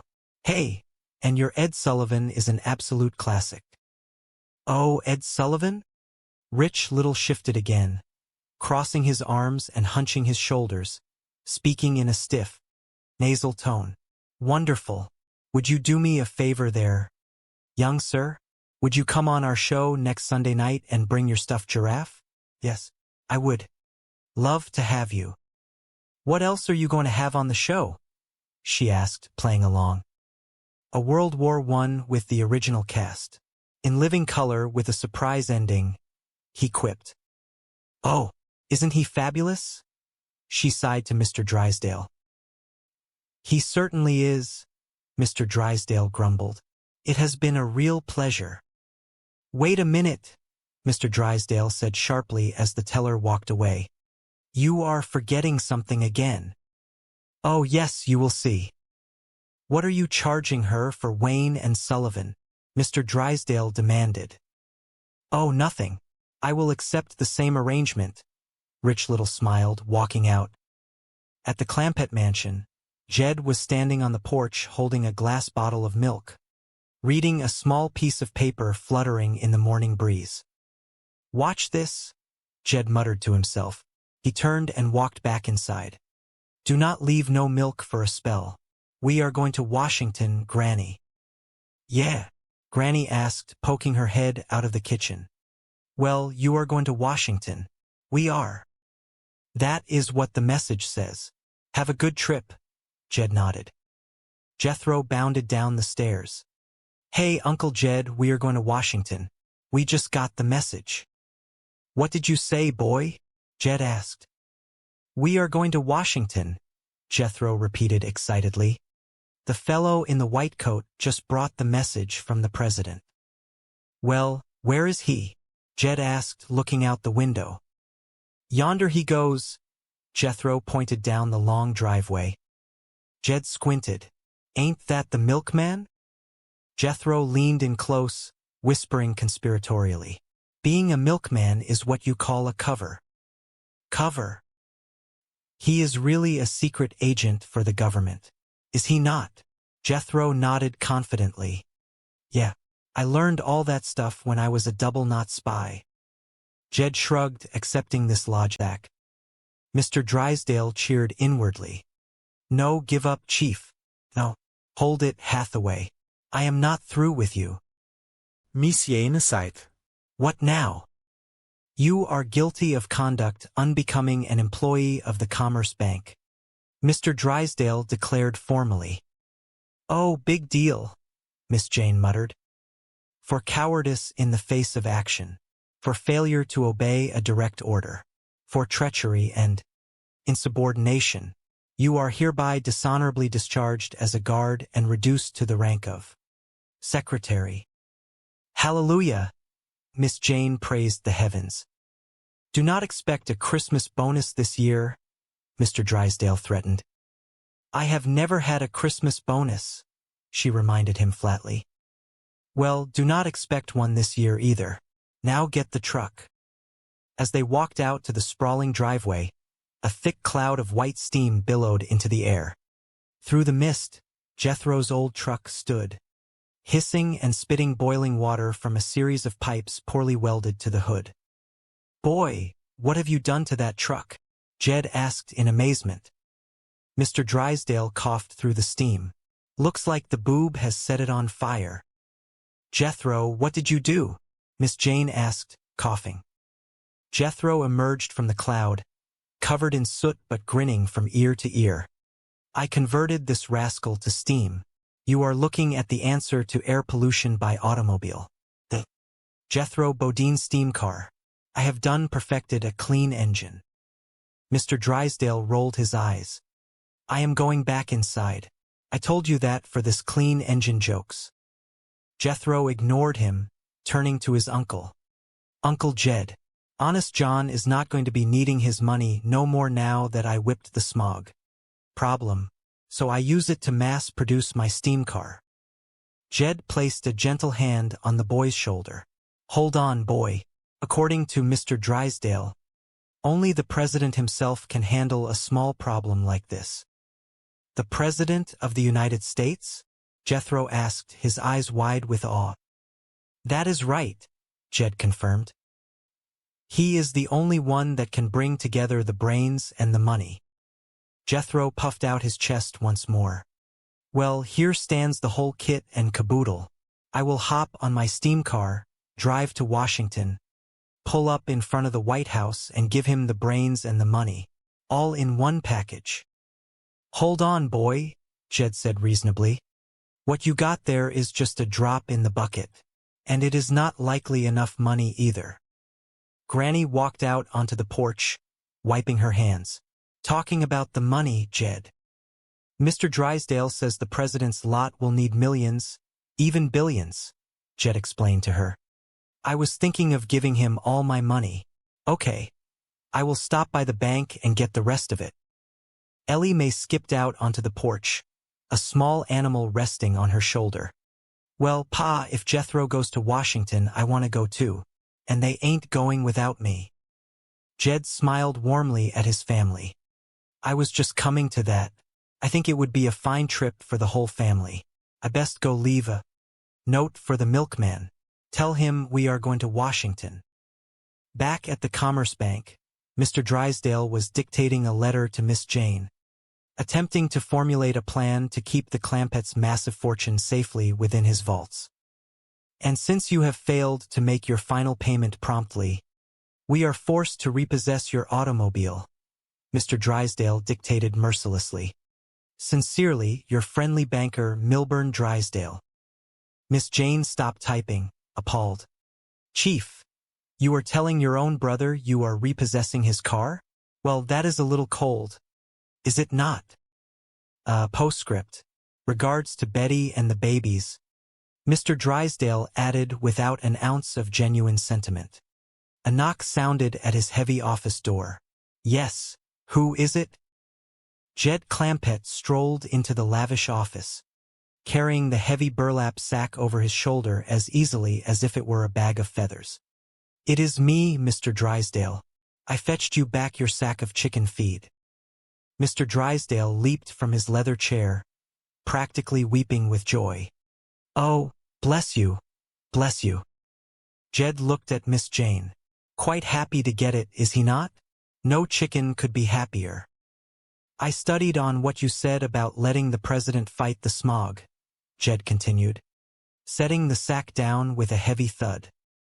Wonderful, Mr. Drysdale beamed, envisioning the money locked safely away. The cashier tells me that, counting this, I got right at $95 million in your bank now, Jed stated casually. Wonderful, Mr. Drysdale repeated, his smile stretching from ear to ear. So we are going to take it to Washington and give it to the president, Jed announced pleasantly. The color drained instantly from Mr. Drysdale's face. He clutched his chest, stumbling backward. Mr. Clampett, you cannot give all your money to the president. Why not? Jed asked, genuinely puzzled. Oh, because it... Miss Hathaway, tell them why not. Mr. Drysdale stammered, desperate. Why not? Not that way, explain it. Miss Jane adjusted her glasses, standing tall. Mr. Clampett, it is your money. You may do with it as you wish. Mr. Drysdale glared at her venomously. Who asked you to butt in? You did, she replied logically. Well, butt out, he hissed. He turned back to Jed, his mind racing for excuses. Now, Mr. Clampett, this will take time. Government red tape, Internal Revenue, Secret Service, White House clearance. Now, I will work it out and call you. Well, I would appreciate it if you would hurry, Jed said pleasantly, putting his hat back on. Because we would like to get started. Right away, right away. Oh, and you do not have to give us the $95 million in cash. Jed added as an afterthought. I reckon the president will take a check. Well, I will discuss it with him. I will let you know, Mr. Drysdale squeaked, his voice cracking. As Jed left the office, Mr. Drysdale collapsed onto his desk, burying his face in his hands. Miss Hathaway, you have got to help me. If they take their money out of my bank, I am ruined. I have got nothing to live for. Miss Jane patted his shoulder awkwardly. Oh, now, Chief. Suddenly, Mr. Drysdale sat up, a manic light in his eyes. He grabbed a notepad and a pen. A suicide note. That will stop them. Here, take this, Mr. Clampett. Because you are withdrawing your money, my death is on your hands. Chief, no, Miss Jane gasped. Mr. Drysdale ignored her, shoving the note into her hands. Now, tie that up, pin it to your dress, and throw yourself out the window. Miss Jane stared at him in utter disbelief. Me? They love you. This will teach them a great lesson. Thanks, but no thanks, she said flatly, dropping the note onto the desk. I promise, this is the last favor I will ever ask, he pleaded pathetically. Forget it. What? If you are too chicken to throw yourself out the window, I will do it. Mr. Drysdale marched toward the large glass window. All right, come over here, Miss Jane sighed, humoring his theatrics. I cannot throw you out from there. Back at the Clampett estate, a strange, rhythmic humming noise filled the driveway. Jethro was sitting in the driver's seat of his truck, holding a tangled mess of wires connected to a glowing battery. Jed walked out of the house. What is all the honking for, boy? I done come up with an invention that beats steam, Jethro announced proudly. Yeah, I see the boiler is gone, Jed observed, looking at the empty space under the hood. Yes, sir. Notice how quiet she is? Jethro asked. No noise, no smoke. No smoke, Jed echoed. She runs on electricity, Jethro revealed, holding up a frayed extension cord. Jed smiled warmly. Well, doggy, I am real proud of you, boy. Suddenly, Granny came sprinting out onto the porch, waving her arms frantically. Just fire a couple of shots over his head to show him you mean business, Mr. Drysdale urged, desperate to recover the $700,000 from the Clampett mansion. I will not, Miss Jane declared firmly, her morals briefly overriding her loyalty to her boss. If you want that money, go and get it yourself. Mr. Drysdale sneered. A fine guard you are. Why, you are a disgrace to that uniform. Back at the mansion, Jed was wandering through the grand living room when he heard the heavy front door creak open. Mr. Drysdale, I thought I heard somebody, Jed called out, seeing the two uniformed figures creeping into the foyer. Mr. Drysdale jumped, then quickly adopted a deep, authoritative voice. Oh, Mr. Clampett, this guard is here to pick up that $700,000. Jed shook his head slowly. I do not think I can let him have it. Mr. Drysdale stepped closer to Jed, whispering in a frantic tone. Look, whatever you do, do not cross him. He is armed. He is a mad dog killer. Jed looked at the nervous secretary in the oversized uniform and the crooked fake mustache. Is that a fact? Are you a mad dog killer, Miss Jane? Miss Jane's shoulders slumped. She ripped the mustache off in defeat. Of course not. Miss Hathaway, what are you doing in that uniform? Jed crossed his arms, looking mildly disappointed but mostly amused. If this is your idea of a practical joke, I, for one, do not appreciate it, nor can I imagine Mr. Clampett is amused either. Mr. Drysdale tried to salvage the situation, turning on his loyal secretary. No, I must see that she is punished, Mr. Clampett, and I think the proper punishment would be to make her carry out that heavy bag of money. Go get it, Miss Hathaway. Jed held up a hand. Now hold on. She is not toting out that money. Mr. Drysdale sighed dramatically. Well, if you want to forgive her so easily, but keep an eye on her. Any woman who will dress up like that needs watching. They walked into the drawing room where Jethro was sitting cross-legged on a massive burlap sack, overflowing with bundles of cash. Hello, Jethro, Mr. Drysdale said, his eyes locking onto the canvas bag.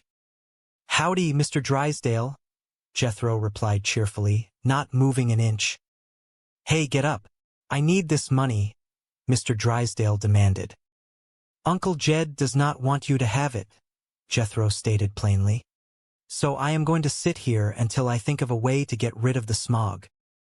Mr. Drysdale groaned, rubbing his temples. Jethro, that is a problem for a genius to solve. Thank you, Jethro smiled, completely missing the sarcasm. I am working on it. Why do you not go out to the kitchen and eat something? Mr. Drysdale suggested, knowing the boy's legendary appetite was his only weakness. I thought I would not eat until I figured out a way to whip the smog, Jethro declared with heroic determination. Well, go get a stick and hit it, Mr. Drysdale snapped, his patience evaporating. You ain't being no help, Jethro complained. Well, neither are you. Get up. Not until I think of an idea. Mr. Drysdale turned to his disguised secretary. Jethro, get off the money. Here is an armed guard. He will shoot you. Jethro peered at Miss Jane. Hey, mister. You look like your secretary, Miss Jane. I am Miss Jane, she confessed wearily. What are you doing wearing that outfit? Jethro asked, genuinely perplexed. It was dark when she dressed this morning, Mr. Drysdale interjected quickly. Now get off the money. Miss Jane stepped forward. See, Mr. Clampett is not going to let you take this money. Okay, then you take it, Mr. Drysdale ordered her. Come on, get out. Forget it. We might just as well go back to the office. Before they could leave, Jethro called out. Hey, Miss Jane, before you go, just sit down and help me think of an idea on how to get rid of the smog. Miss Jane looked at the boy with pity. Jethro, dear boy, the finest minds in the country are working on that problem. Yeah, but I am not getting nowhere, Jethro sighed. Do not sit there wasting time with that idiot, Mr. Drysdale barked at Miss Jane. Jed stepped into the room, his voice carrying a quiet but absolute authority. Now hold on. Just because she is dressed funny does not make her an idiot. Get out from there, both of you, Mr. Drysdale yelled, losing all composure. Mr. Drysdale, it is hard to think of brilliant ideas with folks yelling at you, Jethro complained, rubbing his ears. He turned to his uncle. Where does Granny keep her shotgun? I sure hope I can whip that smog problem before I starve to death. Miss Jane, eager to stop the madness, tried to explain the science. Jethro, I am afraid that problem will not be solved until someone invents a replacement for the internal combustion engine. Jethro's eyes lit up like fireworks. I will do it. I am on it. Hey, what is an internal combustion engine? Well, that is the engine that powers the average automobile, Miss Jane explained patiently. The hope is to convert to steam or electricity. Hey, Mr. Drysdale, what should I put my giant brain to work on first? Jethro asked excitedly. A steam car or an electric car? Why not a gas turbine? Mr. Drysdale muttered. Oh, I am not going to mess with hats, Jethro replied, completely misunderstanding the word turbine for turbine. Just cars. Jed stepped between the banker and the money sack. Mr. Drysdale, I done told you this money is staying here. Mr. Drysdale fell to his knees, wrapping his arms around the burlap sack. Mr. Drysdale, get off of my money. It is my money. No, it ain't, Jed corrected him calmly. It is mine. Well, it is my sack, Mr. Drysdale argued childishly. All right, I will dump the money out and you can have the sack, Jed offered reasonably. Good. Just dump it in that truck out front, Mr. Drysdale said, eyes gleaming with hope. It is staying here, Jed repeated, immovable as a mountain. But it is not safe here, Mr. Drysdale pleaded. Why, until you showed up it was, Jed noted wryly. What? No, it is going back into my vault, Mr. Drysdale insisted. Oh, Chief, do not stand there, Hathaway. Use your gun. Miss Jane, pushed past her breaking point by her boss's ridiculous behavior, drew her weapon. That is an excellent idea. Stand back, Mr. Clampett. I should hate to hit you. Mr. Drysdale beamed. You traitor. Mr. Drysdale, get a hold of yourself, he mumbled, confused by his own secretary turning the gun toward the general vicinity. Jed remained perfectly calm. I done promised this money to a fellow that is going to get rid of all the smog. Not Jethro, Mr. Drysdale asked, horrified. No, Jed chuckled. This fellow is going to drill a tunnel through the San Bernardino Mountains, put in a great big fan and draw all the smog out of Los Angeles. Mr. Drysdale stared at him, aghast. But that is a preposterous idea. Yeah, we like it too, Jed smiled, entirely sincere. Mr. Drysdale stood up, dusting off his knees, adopting his most persuasive banker tone. Mr. Clampett, the problem of smog is too big to be handled locally. It has to be solved on a national level. Is that a fact? Jed asked, intrigued. Only the president can get together the brain power and the vast amount of money necessary. Mr. Drysdale lied smoothly, hoping to distract Jed. Why, this $700,000 is not even a drop in the bucket. Jed stroked his chin thoughtfully. Well, how much does the president need? Oh, millions, billions. Mr. Drysdale waved his hands expansively. I will just take this chicken feed back to the bank. I will study on it, Mr. Drysdale, Jed said, stepping back from the said, "We have not been tooken ourselves yet." Honest John turned to the Clampett family, a wide, predatory smile stretching across his face. "Do not worry, dear friends. Before this day is over, I promise you we will be thoroughly shaped." Inside the teepee, Flo had begun a strange, rhythmic chanting, swaying back and forth, her hands raised to the sky. "What is Sitting Hawk doing in there?" Jed asked, deeply concerned by the bizarre display. "She is getting help from the spirits," Honest John explained in a hushed, reverent whisper. Granny watched the swaying figure critically, shaking her head. "Well, she ought to lay off. Sounds like she has had enough." "Oh, no," Honest John corrected hastily. "She is contacting the spirits of her ancestors who have gone to the happy hunting grounds, asking their advice." Jed nodded slowly, his honest face filled with profound hope and a deep desire to help his country. He looked at the ancient princess, unaware of the massive fraud unfolding before him. He was a simple man, driven by a pure heart, standing at the center of a ridiculous, magnificent scheme. "I hope they advise you to sell me the White House," Jed whispered into the quiet afternoon air, ready to part with a fortune for the good of a nation that was entirely unprepared for the sheer, uncomplicated goodness of the Clampett family. The morning sun cast a bright, golden glow over the sprawling, opulent estate located in the heart of Beverly Hills. The mansion, a magnificent structure of stone and glass, stood as a testament to unimaginable wealth. Yet, inside this grand palace, the daily routine resembled that of a simple mountain cabin. Jed Clampett, the tall, humble patriarch of the family, stood in the grand hallway. His weathered face, framed by a thick mustache, carried a look of earnest concentration.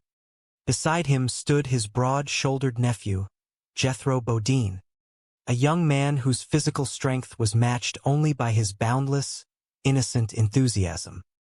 They were engaged in the day's chores, specifically, helping Granny with the house cleaning. But their methods were far from conventional. Instead of feather dusters, Jethro was holding a live raccoon named Elmer. The small, masked creature scurried happily in Jethro's large hands. "Well, helping your Granny with the house cleaning, huh?" Jed asked, a gentle smile playing on his lips as he watched his nephew. "Oh, yes, sir, Uncle Jed," Jethro replied, his voice booming with cheerful pride. "Elmer needs a workout. He scurries around inside the cabinet. He is a real good duster. How is it going, Elmer?" Jethro cooed to the animal, who chattered back in agreement.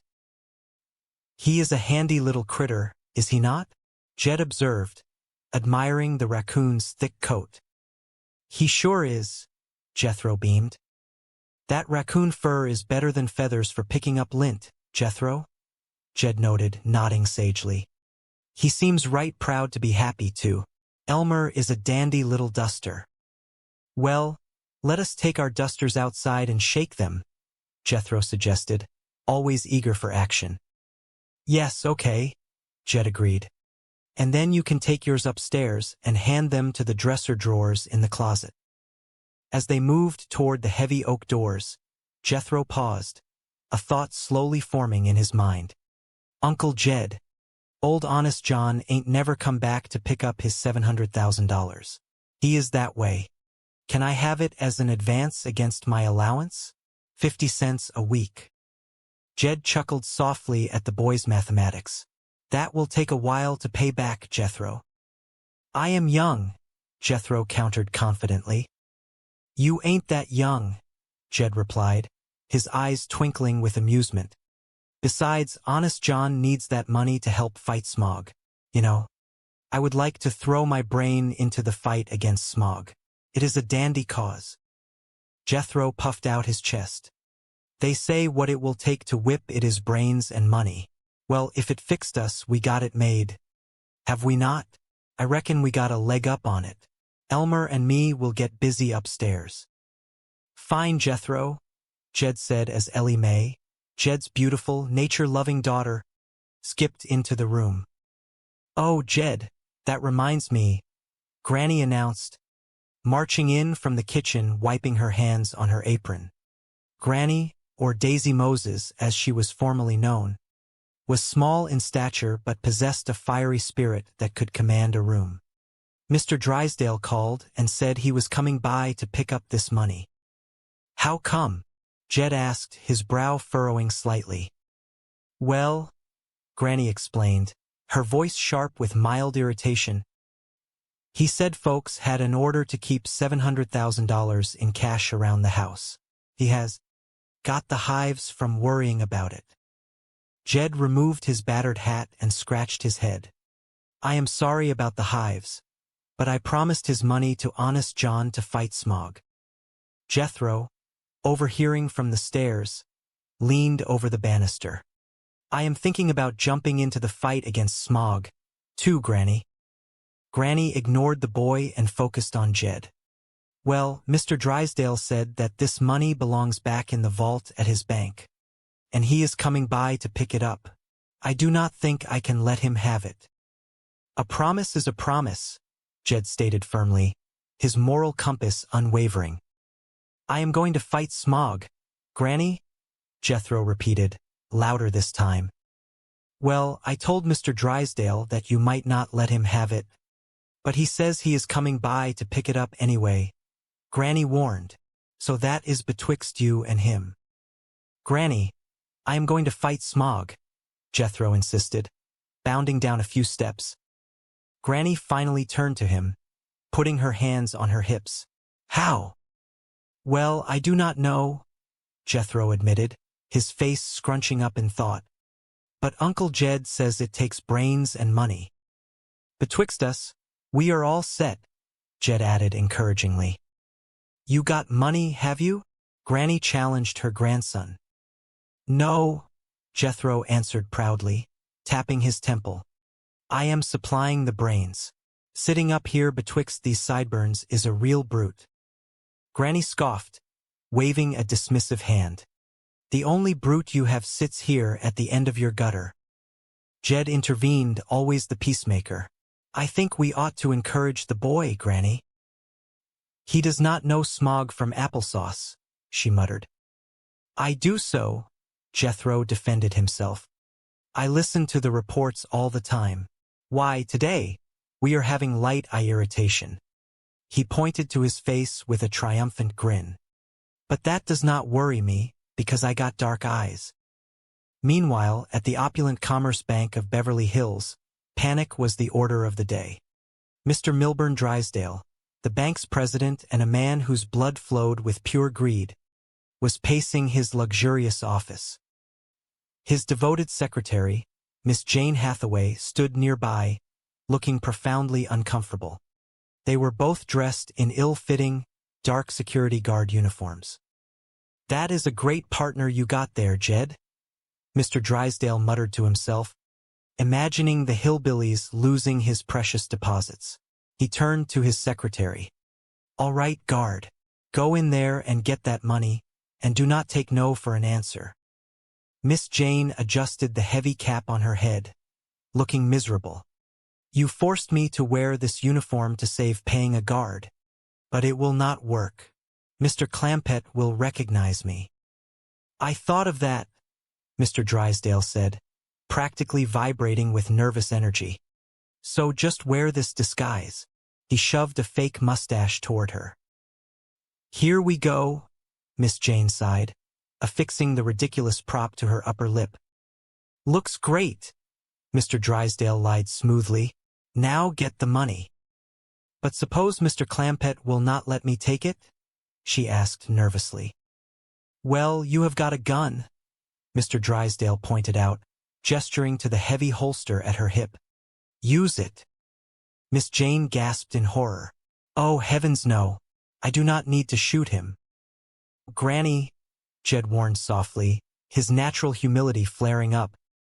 "By charge, I think she has got it," Honest John exclaimed, his eyes lighting up with fake revelation. "Shucks, no," Jed mumbled, looking down at his boots. deeply embarrassed by the comparison to great presidents. "Did you hear that?"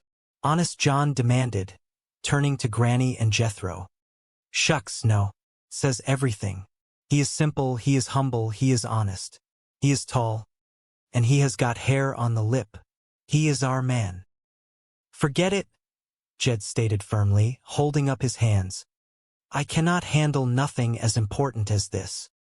Honest John stepped closer, his voice adopting a tone of intense, patriotic urgency. "Mr. Clampett, when Andrew Jackson, Old Hickory, was asked to fight the Battle of New Orleans, do you know what he said? 'Forget it. I cannot handle nothing as important as this,'" Jed guessed reasonably. "Is that a fact?" Jed asked, slightly surprised by his historical accuracy. "But he won, and you will win," Honest John declared, pointing a finger toward the ceiling. "History has chosen you, and you cannot refuse." "Do it, Jed," Granny urged, grabbing his arm. "Then we are sure to get an invite to the White House." "Well, I am not going to do it just for that," Jed stated firmly, his moral compass aligning perfectly with the scam. "Then you will do it?" "Well, at least the president is mine," Jed reasoned slowly. "Least I can do is try."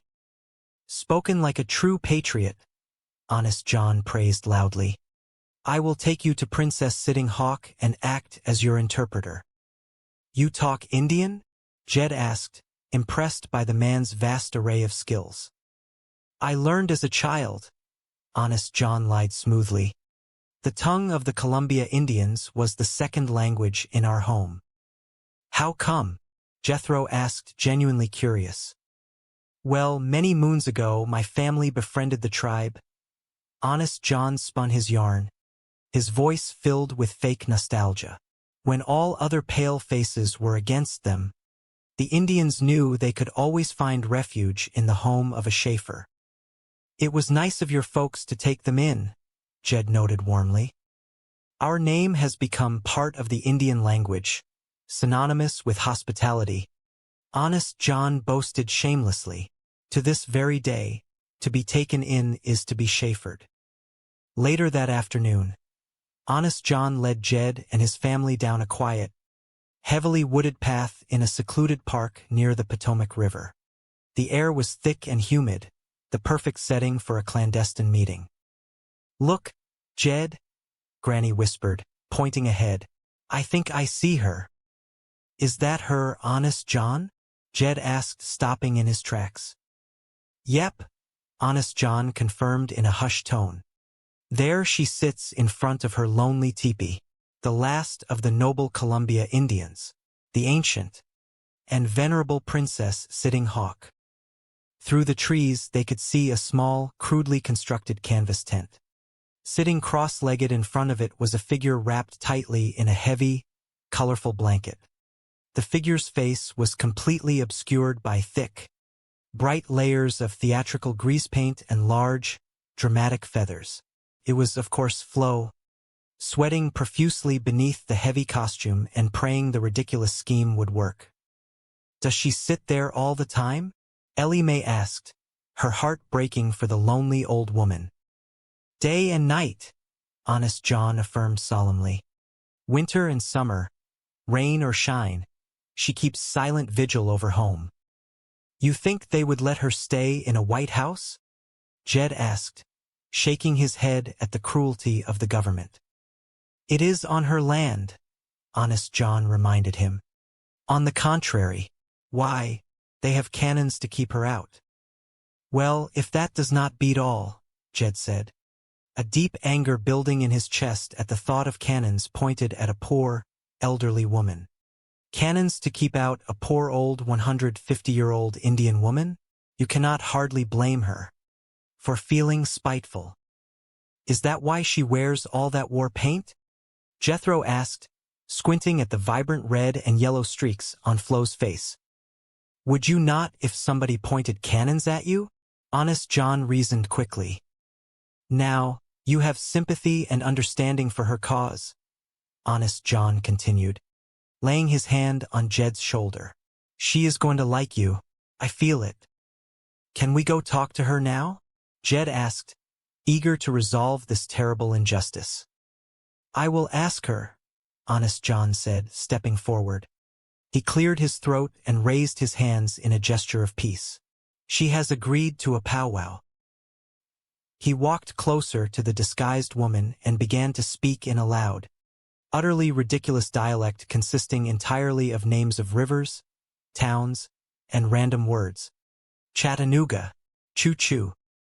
Flo, hidden beneath the paint, stifled a laugh and nodded solemnly. Paleface Cayuga, Honest John announced, turning back to Jed. What did you say? Jed asked politely. I told her you were very friendly, Honest John translated smoothly. Good, Jed nodded, pleased. Paleface Sequoia, Honest John continued his absurd performance. She says you are tall. She likes that, Honest John explained. Paleface Ponderosa, Honest John threw in, gesturing to Jed's face. She likes your mustache. Paleface Tippecanoe, Shoshone too, Honest John chanted, waving his arms. She says you are a combination of Lincoln and Roosevelt, Honest John translated, his face a mask of utmost seriousness. That is right, Cayuga of her, Jed replied, trying to use the new vocabulary to express his gratitude. Paleface Potawatomi, Honest John yelled suddenly. Flo shook her head violently, throwing her hands up. No, no, Potawatomi. What was that? Jed asked, concerned by the sudden tension. She wanted to know if you are a politician, Honest John explained quickly. Tell her I am a farmer, Jed instructed firmly. Paleface Manitoba, Honest John declared. Flo nodded slowly, clasping her hands together. Ah, Tallahassee. She is very pleased, Honest John smiled. Tell her I am a doctor, Jed added, feeling he should share his full resume, referring to his occasional veterinary skills back in the hills. Paleface Squaw Zuni, Honest John translated. Ah, Zuni? Flo nodded again, a look of profound respect plastered across her heavily painted face. She is very impressed, Honest John reported to Jed. Jed frowned slightly, his sharp ears catching a discrepancy. I did not get no Tallahassee out of her. Honest John panicked slightly, glaring at Flo. Tallahassee. He hissed under his breath. Tallahassee, Flo repeated loudly, adjusting her blanket. Tallahassee, that is better. Saskatchewan, Honest John announced grandly, gesturing toward the dirt in front of the teepee. She has invited us to sit down. Jed carefully lowered his long frame onto the grass, sitting cross-legged opposite the ancient princess. The air was thick with the weight of imaginary history and the very real presence of $95 million hovering just out of sight. Well, maybe we better get down to business, Jed suggested quietly, leaning forward with deep respect. Ask her if she will sell me the White House property. I will do that, Honest John agreed, turning back to Flo. He began a new stream of nonsensical syllables, gesturing passionately. Tell her if she does, I will do my best to shape her, Jed interrupted, eager to show his good faith and hospitality. Honest John froze, coughing loudly to cover his surprise. What? Take her into the White House, Jed clarified, using the word Honest John had taught him earlier. Oh, yes, yes. Granny leaned over, whispering loudly in Jed's ear. But Jed, color photographs, passports, and a complete set of fingerprints with you. Honest John rattled off rapidly. Why, no, we have not, Jed admitted. Well, I am afraid it will take a while, Honest John sighed, feigning deep regret. Meantime, I will put you up at a nice, comfortable hotel. Yeah, Jethro cheered. Taxi, taxi, Honest John yelled, flagging down another cab before they could ask any more difficult questions. Within the hour, The Clampett family was standing in the center of a luxurious, sprawling penthouse suite overlooking the monuments of the capital. "These are dainty fine accommodations, Mr. Honest John," Jed declared, deeply impressed by the velvet drapes and glittering chandeliers. "Well, thank you, Mr. Clampett," Honest John replied modestly, acting as if he owned the building. "Here, let me show you something. Here you have a magnificent view over the entire city of Washington." He swept his arm toward the massive bay window. "Well, is that not pretty?" Jed admired the view of the obelisk and the distant dome of the Capitol building. "Granny, believe me, Mr. Honest John is fixing us up real nice here, eh?" Granny, however, was not easily swayed by velvet and glass. She crossed her arms, a deep scowl on her wrinkled face. "Well, it is all right, but it is not like staying at the White House." "Sure is not," Jethro agreed, bouncing on a plush silk sofa to test the springs. "They got a kitchen over there where a fellow can get a snack when he is hungry. Are we not going to get to stay at the White House at all?" "Ellie Mae, do not pay no attention to him, Mr. Honest John," Jed apologized quickly. "He is acting awful pushy." "Not at all," Honest John waved his hand magnanimously. "As soon as I have straightened out the matter of security clearance, I am sure the president and his wife will issue you a formal invitation." "Oh, boy," Jethro cheered, clapping his massive hands together. "Well, you tell them that they are not taking in a family of freeloaders," Jed instructed seriously, his pride entirely genuine. "We will pitch in and help with the housework and the chores." "I will make that matter crystal clear to him," Honest John promised, suppressing a smirk. "We are glad of life to you," Jed said warmly. "Glad to do it. See you later, friends." Honest John waved, practically sprinting toward the door before they could change their minds. He took the elevator down to a shadowy lounge in the hotel lobby, where Flo was waiting in a secluded booth. "Shifty, baby," Flo whispered urgently as he slid into the booth beside her. "How did it go?" "Like $1,000,000, Honest John grinned, pulling the perfectly penned check from his pocket and laying it on the dark mahogany table. "And here it is, $1,000,000. Flo gasped, her perfectly manicured hands flying to her mouth. "Beautiful. I can have us packed in 5 minutes. Wait a minute. Where are we going? Mexico, Venezuela, you name it." Honest John leaned back, a dark, ambitious gleam in his eye. "Flo, there are 94 more where this came from." "Now, do not get greedy," Flo warned, tapping a long fingernail against the table. "Let us take our $1,000,000 and play it safe." "Baby, this is a chance of a lifetime," Honest John insisted, leaning forward, his voice a tight whisper. "Think big." "I am thinking big," Flo retorted sharply. "We could get 20 years apiece." "Max, I got those hillbillies in the palm of my hand," Honest John declared with terrifying confidence. "They are grapes waiting to be picked." "How?" Flo asked, highly skeptical. "Well, I got $1,000,000 for smog. I will get $1,000,000 for something else," Honest John reasoned, his criminal mind spinning a web of endless possibilities. "How?" "I will think of something," he muttered, rubbing his jaw. Suddenly, a brilliant, terrible idea struck him like a bolt of lightning. "I will sell them the White House." Flo stared at him as if he had lost his mind.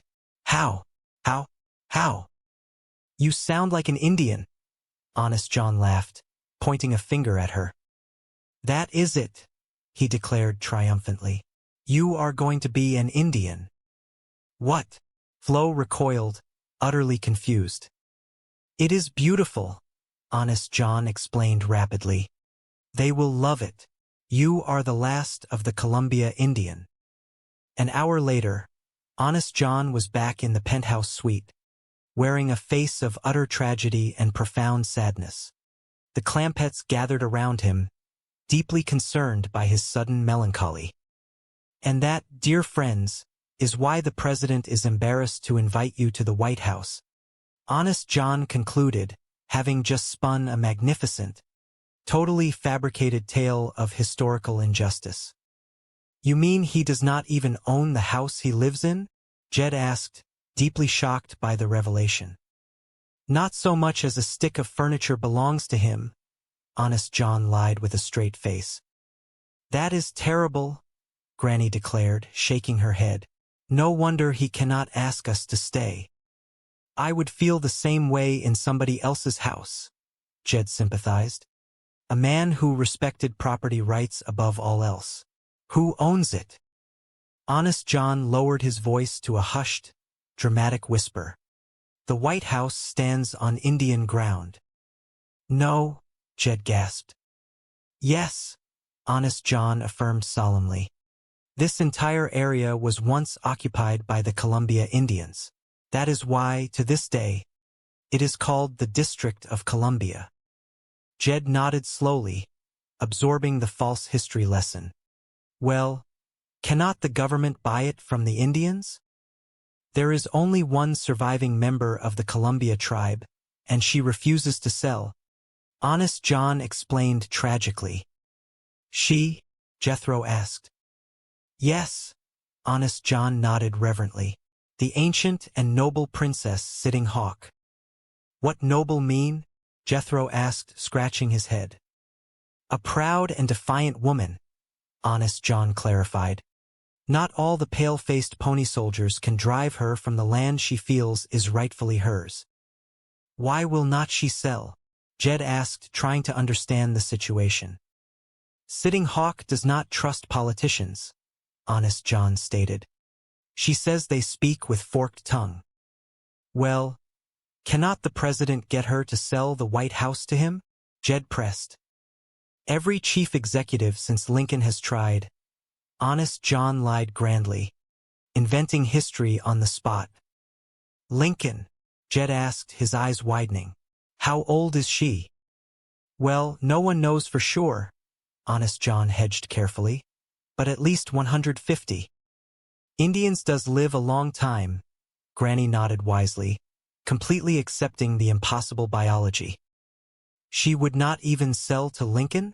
Jed asked, deeply impressed by the woman's stubbornness. Well, she likes certain things about him, Honest John elaborated, beginning to lay his trap. The fact that he was tall, a simple man, humble, honest. I would say that Lincoln and Teddy Roosevelt have come closest to impressing Princess Sitting Hawk. She favored Teddy, did she? Jed asked.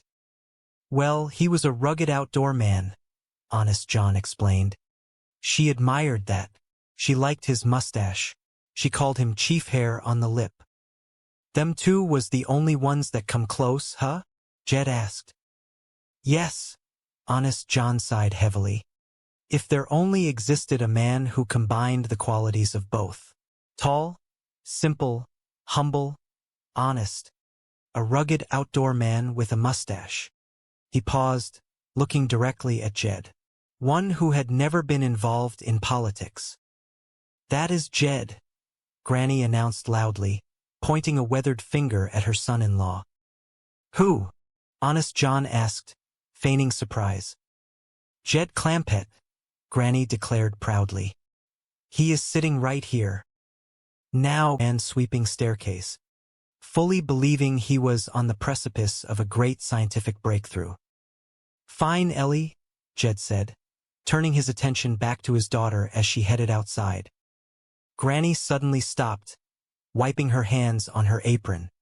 Oh, Jed, that reminds me. Mr. Drysdale called and said he was coming by to pick up this money.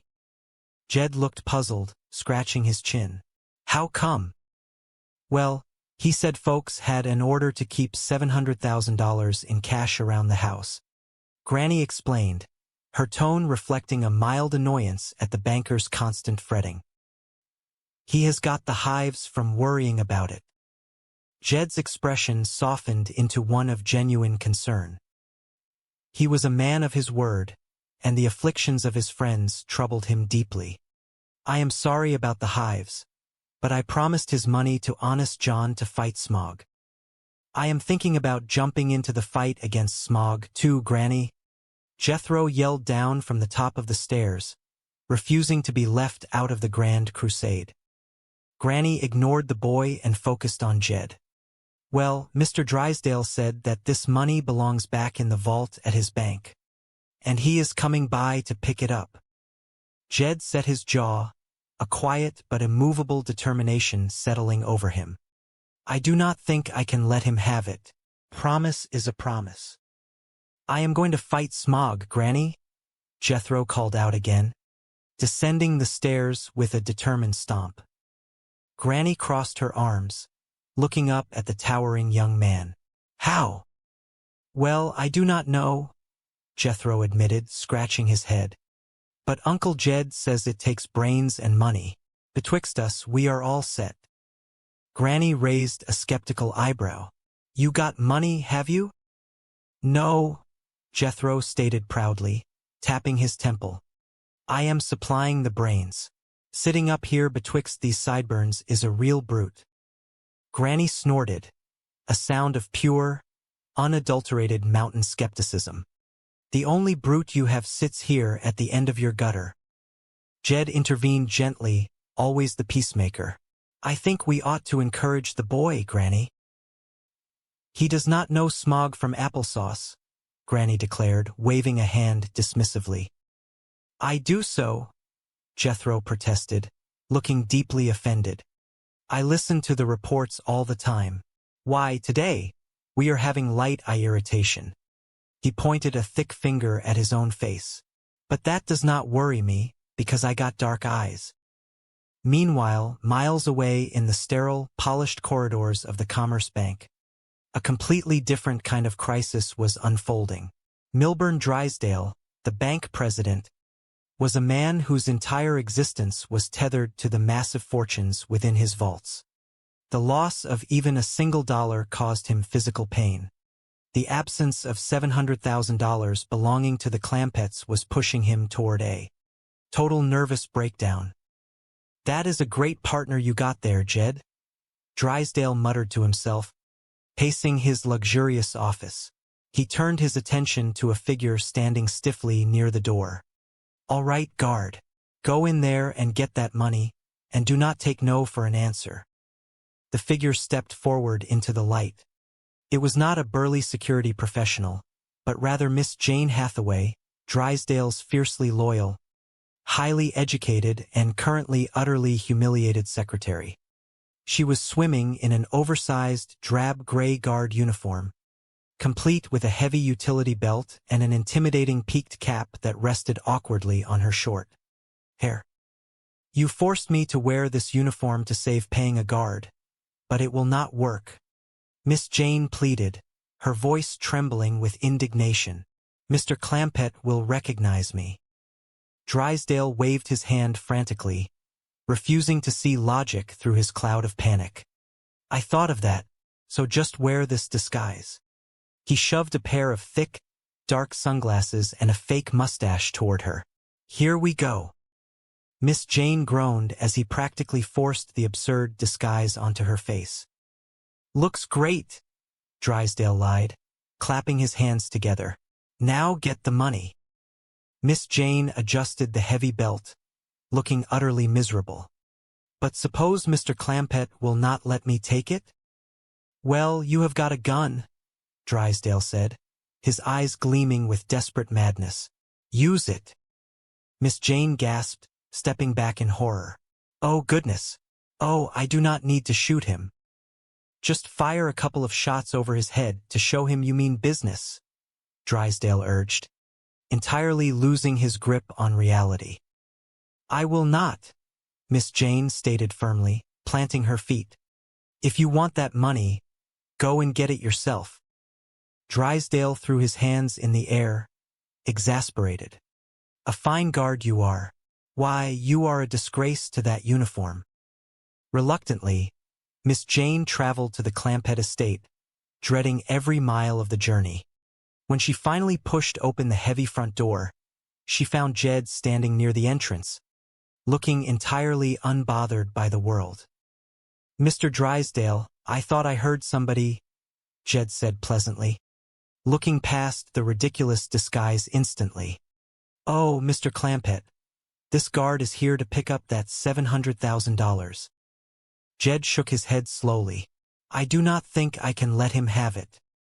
Drysdale, who had sneaked in behind Miss Jane to ensure the mission was completed, stepped forward, his face pale. Look, whatever you do, do not cross him. He is armed, he is a mad dog killer. Jed looked at Miss Jane, then back at Drysdale, a mild amusement playing in his eyes. Is that a fact? Are you a mad dog killer, Miss Jane? Miss Jane ripped the fake mustache from her face, her shoulders slumping in defeat. Of course not. Miss Hathaway, what are you doing in that uniform? Drysdale cried out, attempting to feign shock. Oh, good heavens. If this is your idea of a practical joke, I, for one, do not appreciate it. Nor can I imagine Mr. Clampett is amused either. No. Jed just smiled kindly. Drysdale puffed out his chest, pointing a commanding finger at his secretary. I demand that she is punished, Mr. Clampett, and I think the proper punishment would be to make her carry out that heavy bag of money. Go get it. Now, hold on, Jed intervened, his voice steady and authoritative. She is not toting out that money. Drysdale deflated slightly but tried to maintain his authoritative posture. Well, if you want to forgive her so easily, but keep an eye on her. Any woman who will dress up like that bears watching. As Drysdale scurried out toward the driveway to regroup, Miss Jane sighed deeply and wandered into the parlor. There, she found Jethro sitting stubbornly on top of a massive canvas sack filled with cash. Hello, Jethro, she said wearily. Howdy, Mr. Drysdale, Jethro replied, entirely confused by her attire. Drysdale burst back into the room, pointing at the sack. Hey, get up. I need this money. Uncle Jed does not want you to have it, Jethro said, crossing his massive arms over his chest. So I am going to sit here until I think of a way to get rid of the smog. Drysdale stared at the boy, his eye twitching. Jethro, that is a problem for a genius to solve. Thank you, Jethro beamed, accepting the accidental compliment. I am working on it. Drysdale rubbed his temples, feeling a headache coming on. Why do you not go out to the kitchen and eat something? Thought I would not eat until I figured out a way to whip the smog, Jethro declared with heroic stubbornness. Drysdale threw his hands up. Well, go get a stick and hit it. You are not being no help, Jethro complained. Well, neither are you, Drysdale snapped. Get up. Not until I think of an idea. Jethro, get off the money. Here is an armed guard. He will shoot you. Drysdale gestured frantically to Miss Jane. Jethro squinted at her. Hey, mister. You look like your secretary, Miss Jane. I am Miss Jane, she confessed tiredly. What are you doing wearing that outfit? Jethro asked. Honest John continued, pointing toward Jed's face. She likes your mustache. Pale-faced Tippecanoe. Shoshone too. He looked back at Jed with an expression of immense awe. She says you're a combination of Lincoln and Roseland. Jed smiled warmly, completely charmed by the compliment. That's right, Cayuga of her. Honest John turned back to Flo, his voice rising in another string of gibberish. Pale-face Potawatomi. Flo frowned slightly under her thick makeup, letting out a sharp, correction grunt. No, Potawatomi.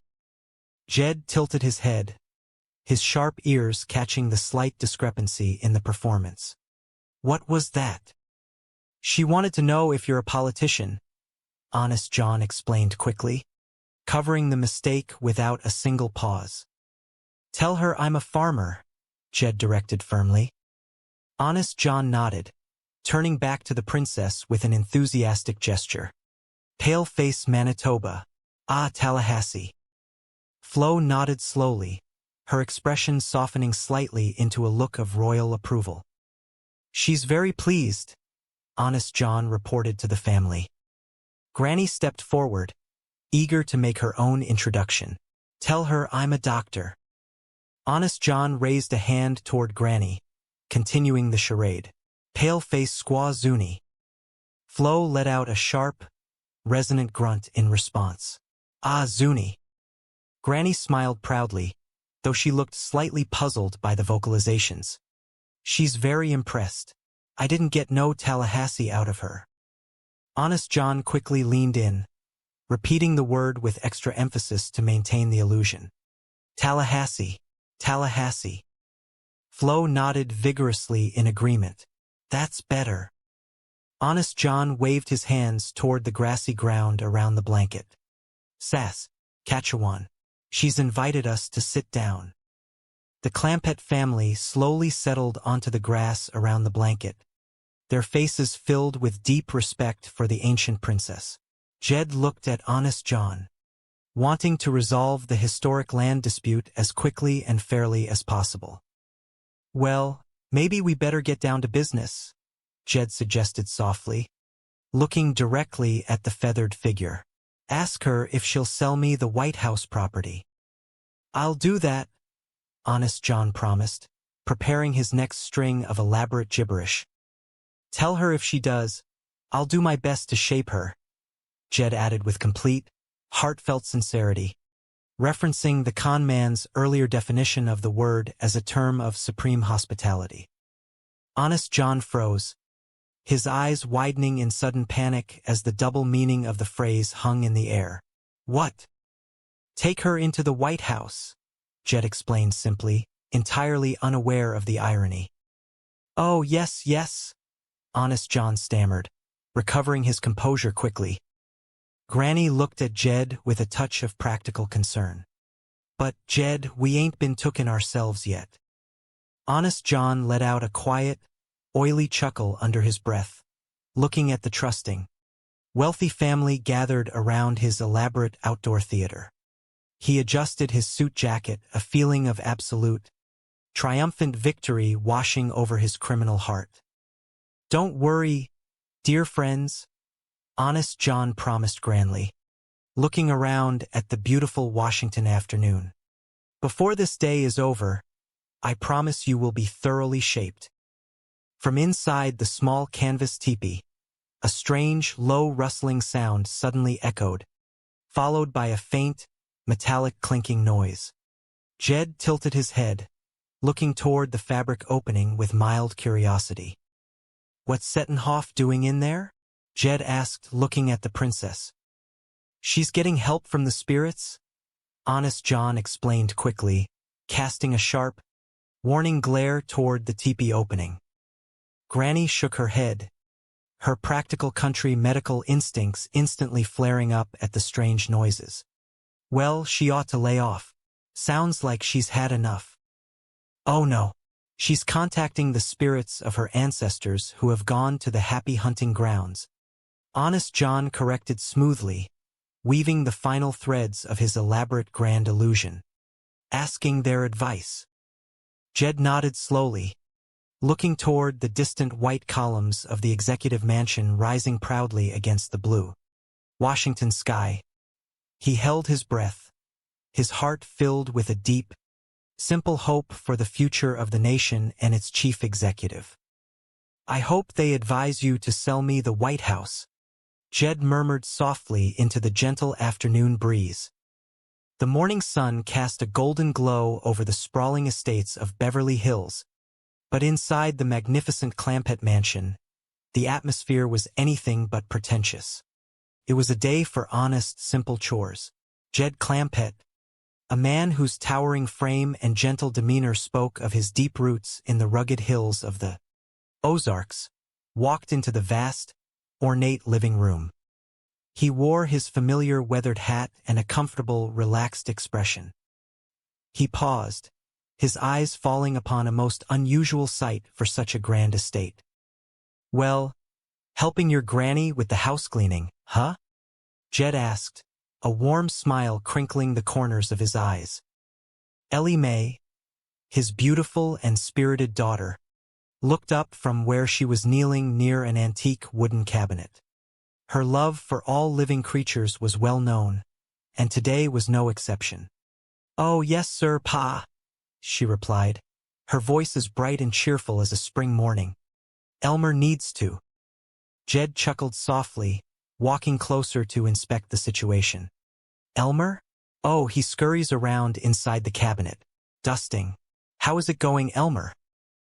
From within the dark recesses of the expensive cabinetry, a plump, bright-eyed raccoon named Elmer peeked out, his tiny paws working diligently over the polished wood. Jed nodded in deep approval, admiring the creature's work ethic.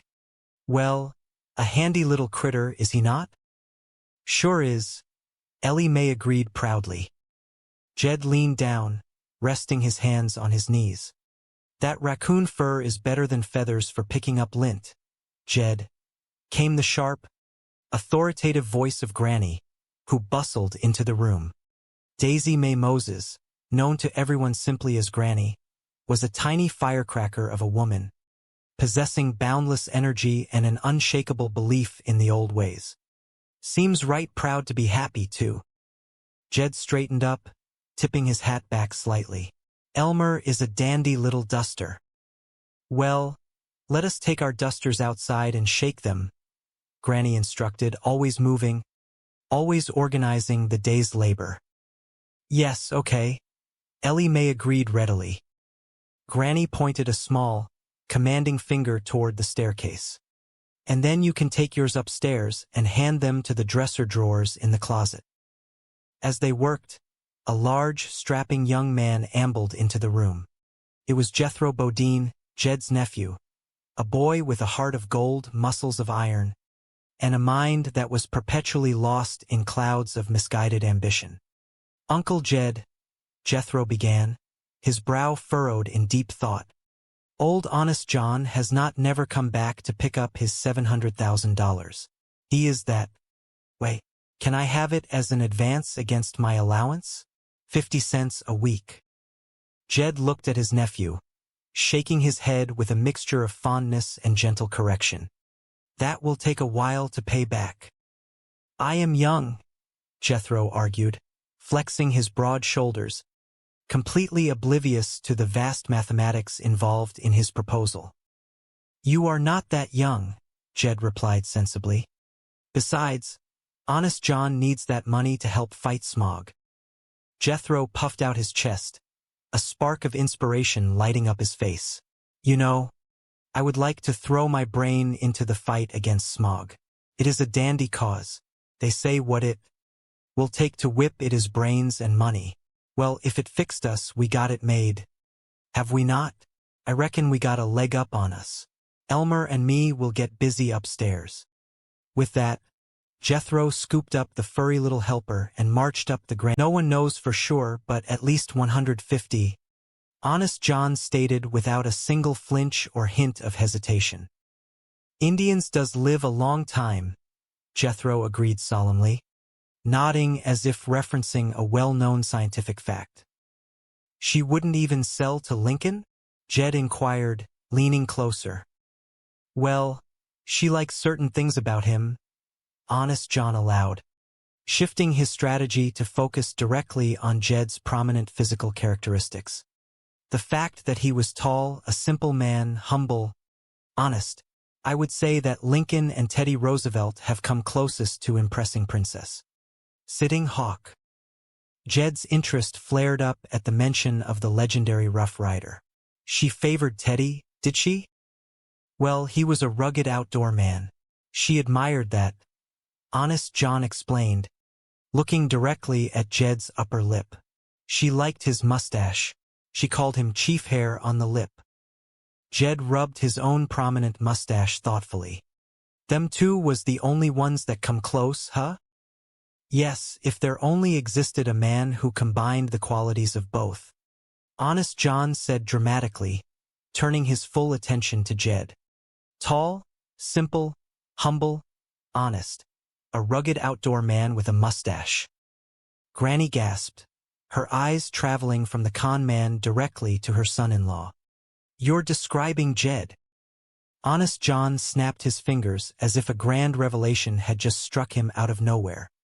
One who had never been involved in politics. "That's Jed," Jethro cheered.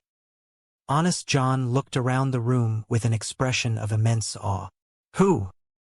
"Jed Clampett. He's sitting right here." Granny pointed proudly toward the head of the family. "Now, Granny," Jed muttered, shifting uncomfortably under the sudden spotlight. Honest John clapped his hands together with absolute joy. "By charge, I think she's got it." Jed shook his head firmly, looking down at his boots. "Shucks, no." Honest John turned to the family, his voice rising in an inspired, patriotic crescendo. "Did you hear that? Shucks, no. Says everything. He's simple, he's humble, he's honest, he's tall, and he's got hair on the lip. He's our man." Jed waved a dismissive hand, completely overwhelmed by the grand comparison. "Forget it. I can't handle nothing as important as this." Honest John stepped forward, his expression instantly shifting into a masterpiece of historical encouragement. Mr. Clampett, when Andrew Jackson, Old Hickory, was asked to fight the Battle of New Orleans, do you know what he said? Jed looked up, curious. "What did he say?"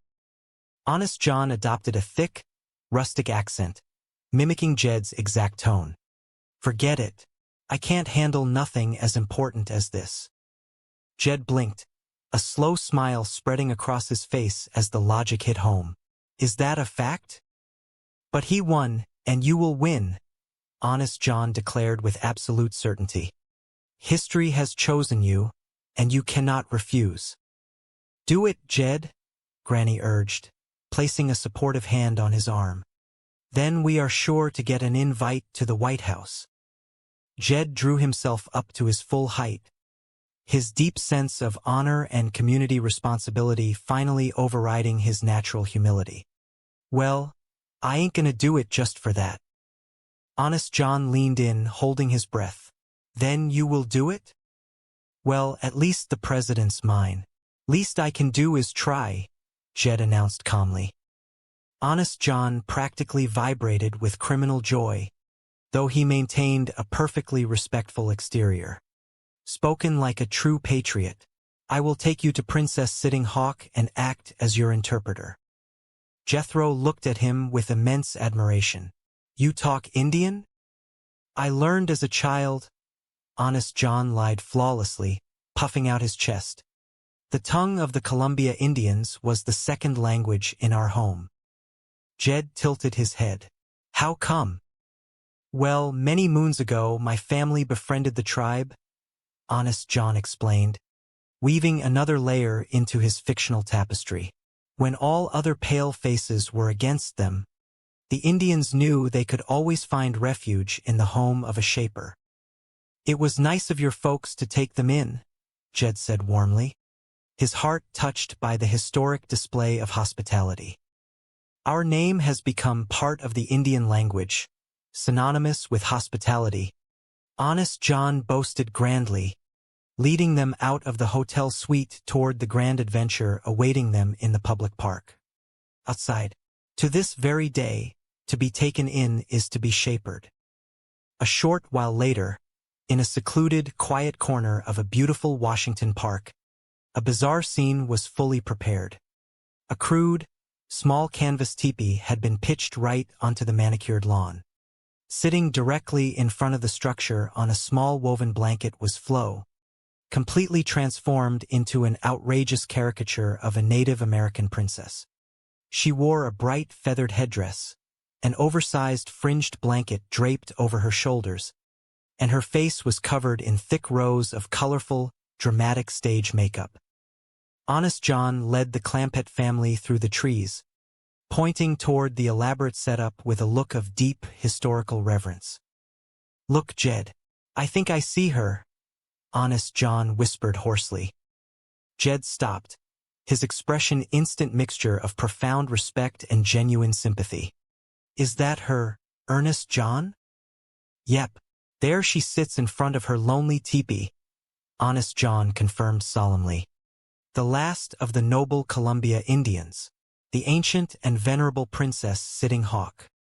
Jethro squinted at the colorful figure resting on the blanket. Does she sit there all the time? Day and night, winter and summer, rain or shine, she keeps silent vigil over home. Honest John explained with immense dramatic weight. Granny looked toward the distant iron gates of the White House, her tiny face contorted with intense indignation. You think they'd let her stay in a White House? It's on her land. On the contrary, Honest John countered smoothly, fueling their sense of injustice. Why, they have cannons to keep her out. Jed's jaw tightened, his deep sense of fairness thoroughly offended by the image. Well, if that don't beat all. Cannons to keep out a poor old 150-year-old Indian woman. You can't hardly blame her for feeling spiteful. Ellie Mae murmured softly, her kind heart aching for the lonely princess. Granny nodded vigorously, gesturing toward Flo's elaborate stage cosmetics. Is that why she wears all that war paint? Wouldn't you if somebody pointed cannons at you? Honest John asked reasonably. He looked at Jed, noting the deep expression of sympathy on the farmer's face. Now you have sympathy and understanding for her cause. She's gonna like you. I feel it. Can we go talk to her now? Jed asked, stepping forward with his hat held respectfully in his hand. I will ask her, Honest John said, rushing forward to approach the blanket. He raised a hand high in the air, palm facing outward, and let out a series of bizarre, completely fabricated vocal noises. Flo looked up, her expression a mask of stony defiance as she played along with the performance. She let out a short, guttural grunt in response. Honest John turned back to the Clampetts with a triumphant grin. She has agreed to a powwow. He stepped back down to the blanket and gestured toward Jed, letting out another string of nonsense words. Chattanooga, choo-choo, pale-face Cayuga. Jed blinked, looking at the con artist in confusion. What did you say? I told her you were very friendly, Honest John translated smoothly. Good, Jed nodded, stepping closer to the blanket and bowing politely to the princess. Honest John raised his hands again, continuing the theatrical performance. Pale-faced Sequoia. He turned back to Jed. She says you're tall. She likes that. Flo let out another loud grunt, nodding her feathered headdress dramatically. Paleface Andero, Ellie Mae added with a bright grin. Honest John's eyes went wide, and he raised his hands in a frantic gesture of bureaucratic caution. Oh golly! However, the Secret Service requires security clearance. Jed nodded, understanding the need for national security. Will that take long? Do you happen to have birth certificates, color photographs, passports, and a complete set of fingerprints with you? Honest John asked, listing an impossible array of immediate documentation. Jed shook his head with a sigh. Why, no, we ain't. Well, I'm afraid it'll take a while, Honest John said, assuming an expression of deep administrative regret. Meantime, I'll put you up at a nice, comfortable hotel. Yeah. Jethro cheered, completely placated by the arrangement. Honest John turned toward the street and raised his hand high. Taxi. A short while later, the Clampett family was settled into a sprawling, ultra-luxurious suite at one of Washington's most historic hotels. The grand windows offered a breathtaking, panoramic view of the Capitol building and the sweeping monuments of the city. Jed was standing near the glass, looking out over the grand vista with a look of quiet appreciation. These are dainty fine accommodations, Mr. Honest John, Jed said, turning to thank their guide. Well, thank you, Mr. Clampett, Honest John replied smoothly, basking in the praise. He stepped closer to the window and gestured grandly toward the landscape. Here, let me show you something. Here you have a magnificent view over the entire city of Washington. Well, isn't that pretty? Jed smiled. He looked over at Granny, who was currently inspecting the plush velvet sofa with a critical eye. Granny, believe me, Mr. Honest John is fixing us up real nice here, eh? Granny let out a small, non-committal grunt, sniffing the air. Well, it's all right, but it ain't like staying at the White House. Jethro nodded in complete agreement, leaning against the doorframe. Sure ain't. They got a kitchen over there where a fella can get a snack when he's hungry. Ellie Mae looked up from her animal basket with a slightly wistful expression. Ain't we gonna get to stay at the White House at all? Jed frowned slightly at his family's behavior, turning to apologize to their host. Ellie Mae, don't pay no attention to him, Mr. Honest John. He is acting awful pushy. Not at all. Honest John reassured them with a practiced, elegant wave of his hand. As soon as I have straightened out the matter of security clearance, I'm sure the president and his wife will issue you a formal invitation. Jethro clapped his hands together in absolute joy. Oh boy! Well, you tell them that they ain't taking in a family of freeloaders, Jed stated firmly, his proud country values asserting themselves. We'll pitch in and help with the housework and the chores. Honest John forced a warm, supportive smile, though his mind was already moving on to the next phase of the operation. I'll make that matter crystal clear to him.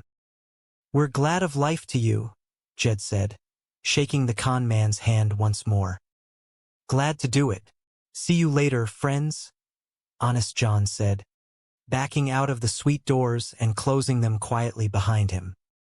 He practically sprinted down the luxury hotel corridor, bursting into a nearby room where Flo was waiting anxiously amidst a pile of open suitcases.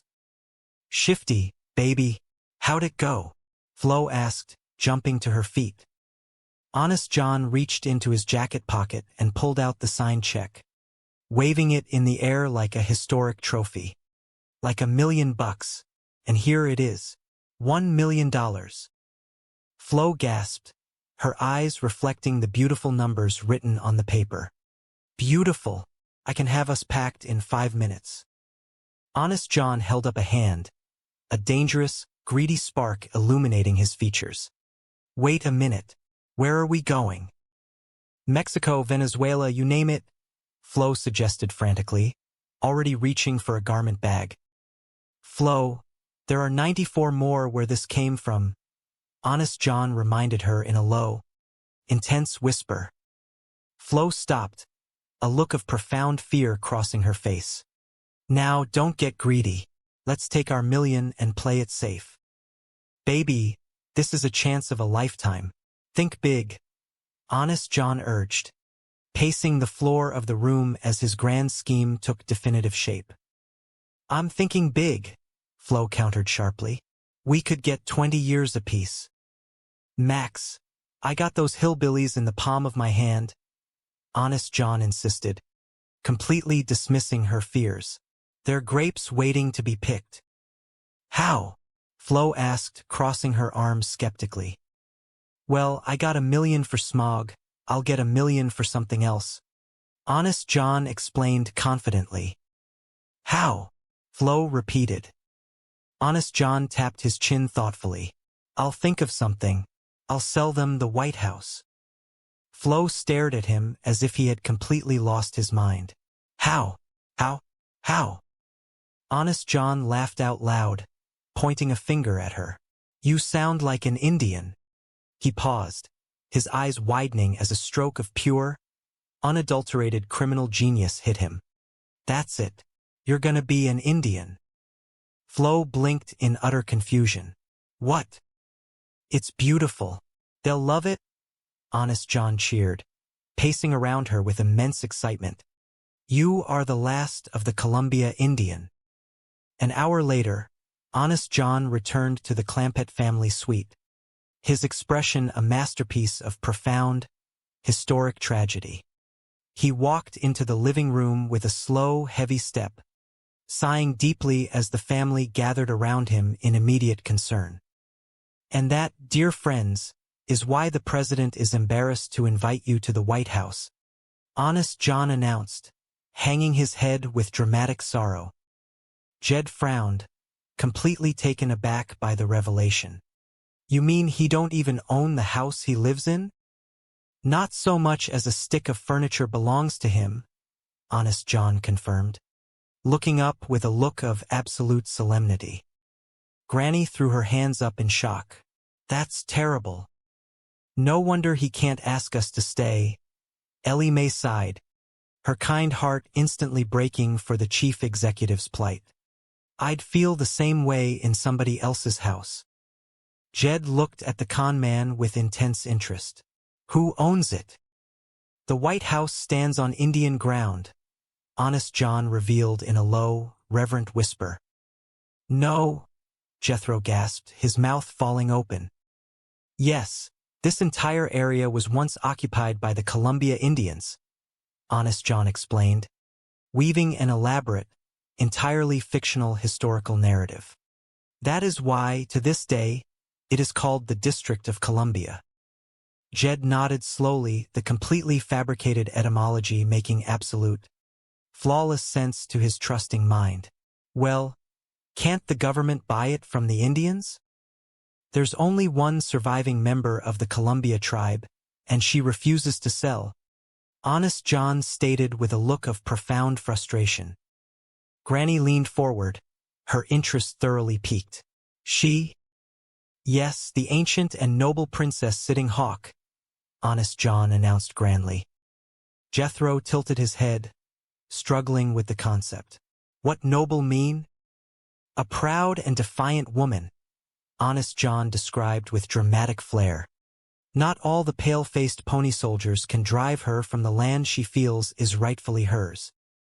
Why won't she sell? Jed asked, his deep respect for land ownership and heritage showing in his tone. Sitting Hawk does not trust politicians, Honest John explained smoothly. She says they speak with forked tongue. Well, can't the president get her to sell the White House to him? Jethro asked, scratching his head. Honest John shook his head with a look of historic despair. I've been chief executive since Lincoln has tried. Granny's eyes went wide, and she looked at the con artist with absolute disbelief. Lincoln? How old is she? Well, Missive cackle. The only brute you have sits here at the end of your gutter.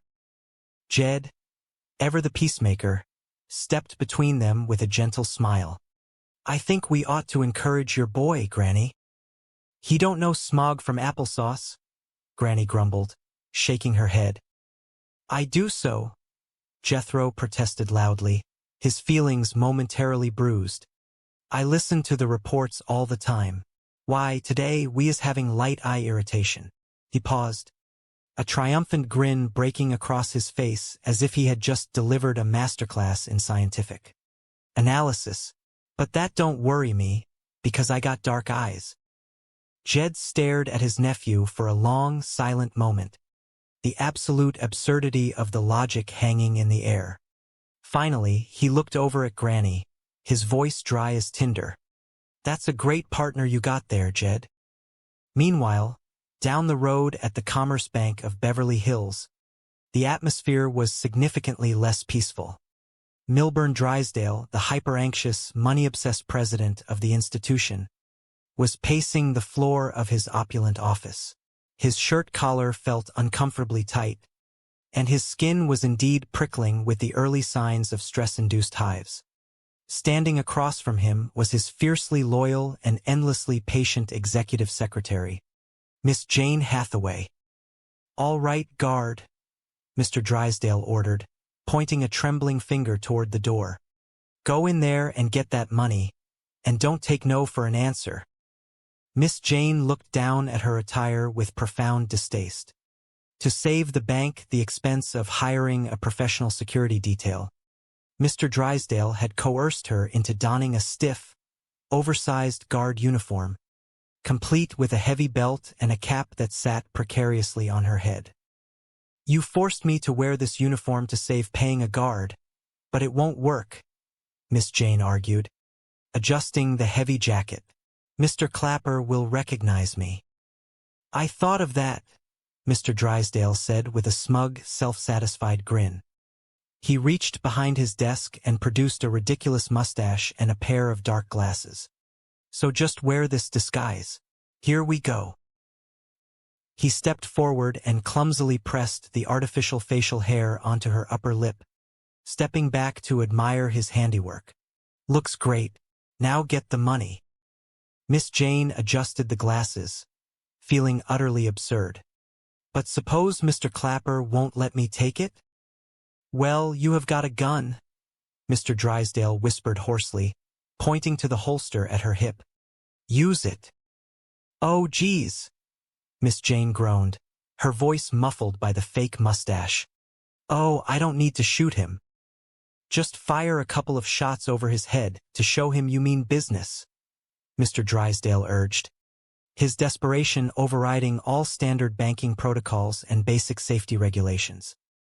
I will not, Miss Jane snapped, her professional dignity finally asserting itself. If you want that money, go and get it yourself. Mr. Drysdale threw his hands in the air, his face turning a dangerous shade of red. A fine guard you are. Why, you're a disgrace to that uniform. Before their argument could escalate any further, the heavy oak doors of the bank office swung open, and Jed Clampett walked in, having driven down to resolve the matter in person. He stopped, blinking in surprise at the sight of the strange security guard. Mr. Drysdale, I thought I heard somebody, Jed said, his gaze lingering on the disguised secretary. Oh, Mr. Clapper, Mr. Drysdale stammered, instantly shifting into his most sycophantic customer service voice. This guard is here to pick up that $700,000. Jed looked at the guard, his eyes narrowing slightly as he studied the familiar posture and the slightly askew mustache. I don't think I can let him have it. Mr. Drysdale leaned in close to Jed, his voice dropping to a theatrical whisper. Look, whatever you do, don't cross him. His arm, he is a mad dog killer. Jed raised an eyebrow, entirely unfazed by the terrifying description. He stepped closer to the guard and looked directly into the dark glasses. Is that a fact? Are you a mad dog killer, Miss Jean? Miss Jane let out a long, defeated sigh and pulled off the sunglasses, followed quickly by the mustache. Of course not.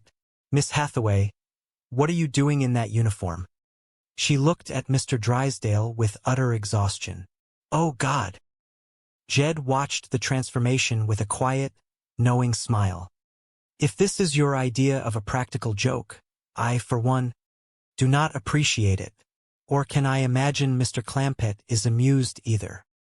No, Mr. Drysdale interjected, trying desperately to salvage the situation by turning the blame entirely on his secretary. I don't see that she is punished.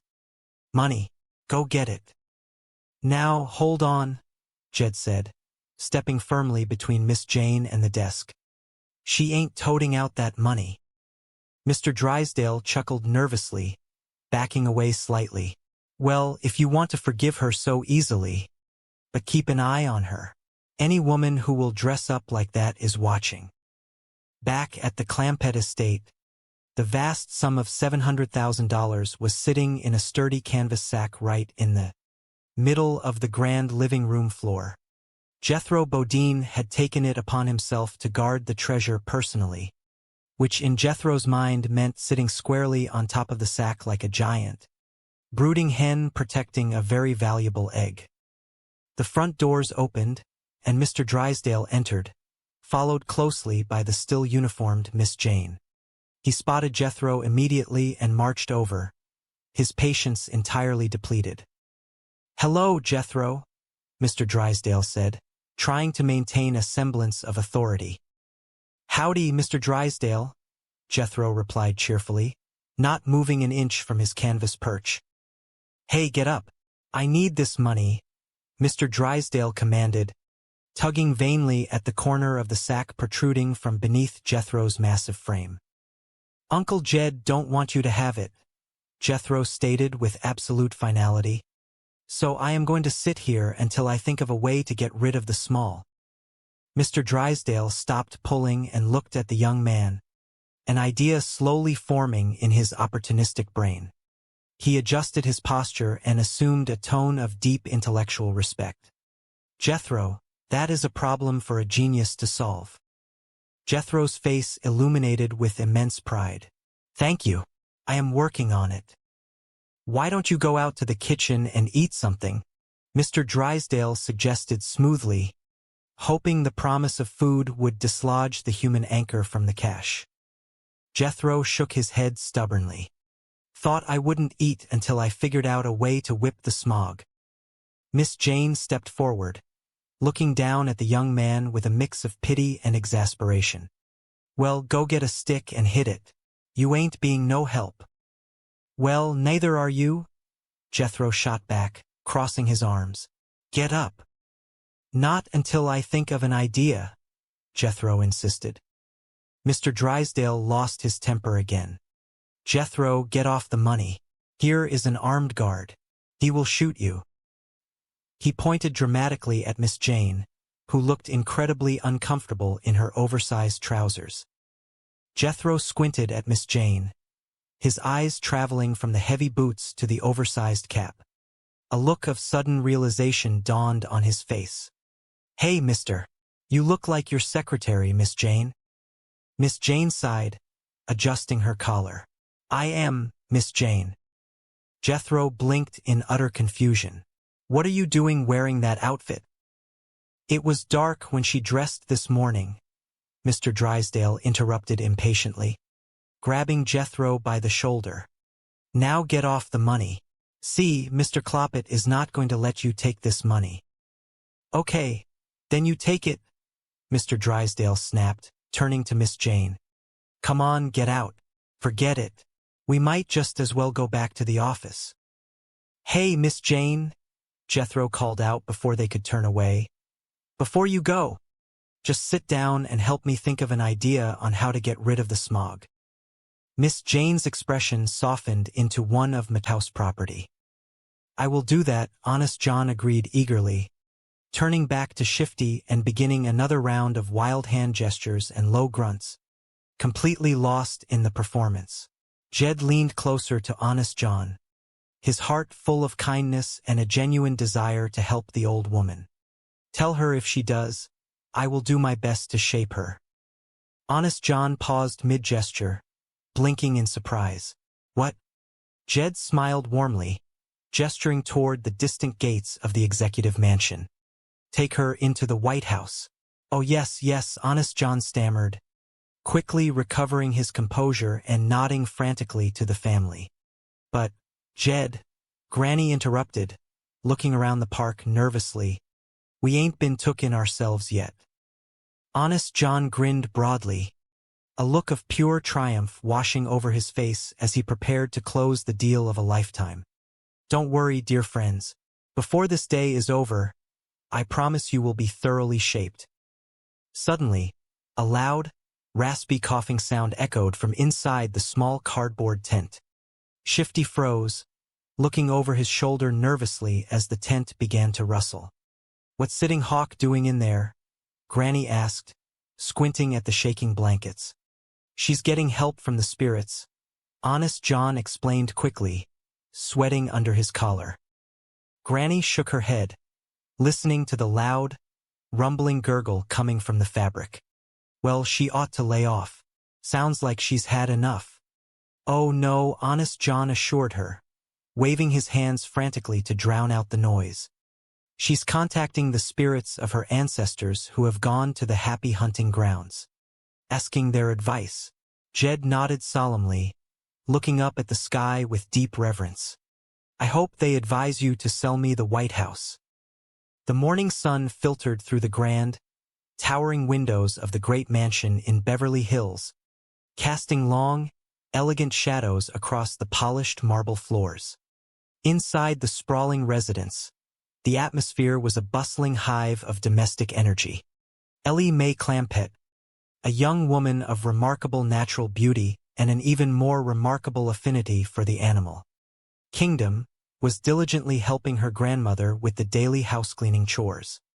Her hands moved swiftly, but her attention was momentarily captured by a small, furry creature nestled comfortably inside one of the exquisite wooden cabinets. "Well, helping your granny with the house cleaning, huh?" Jed Clampett asked, his voice carrying the deep, resonant warmth of a man who remained entirely uncorrupted by his immense wealth. He walked into the room with a slow, deliberate pace, a gentle smile playing beneath his prominent mustache. "Oh, yes, sir, pal," Ellie Mae replied, looking up with a bright, cheerful grin that could light up the entire estate. She gestured toward the cabinet. "Elmer needs."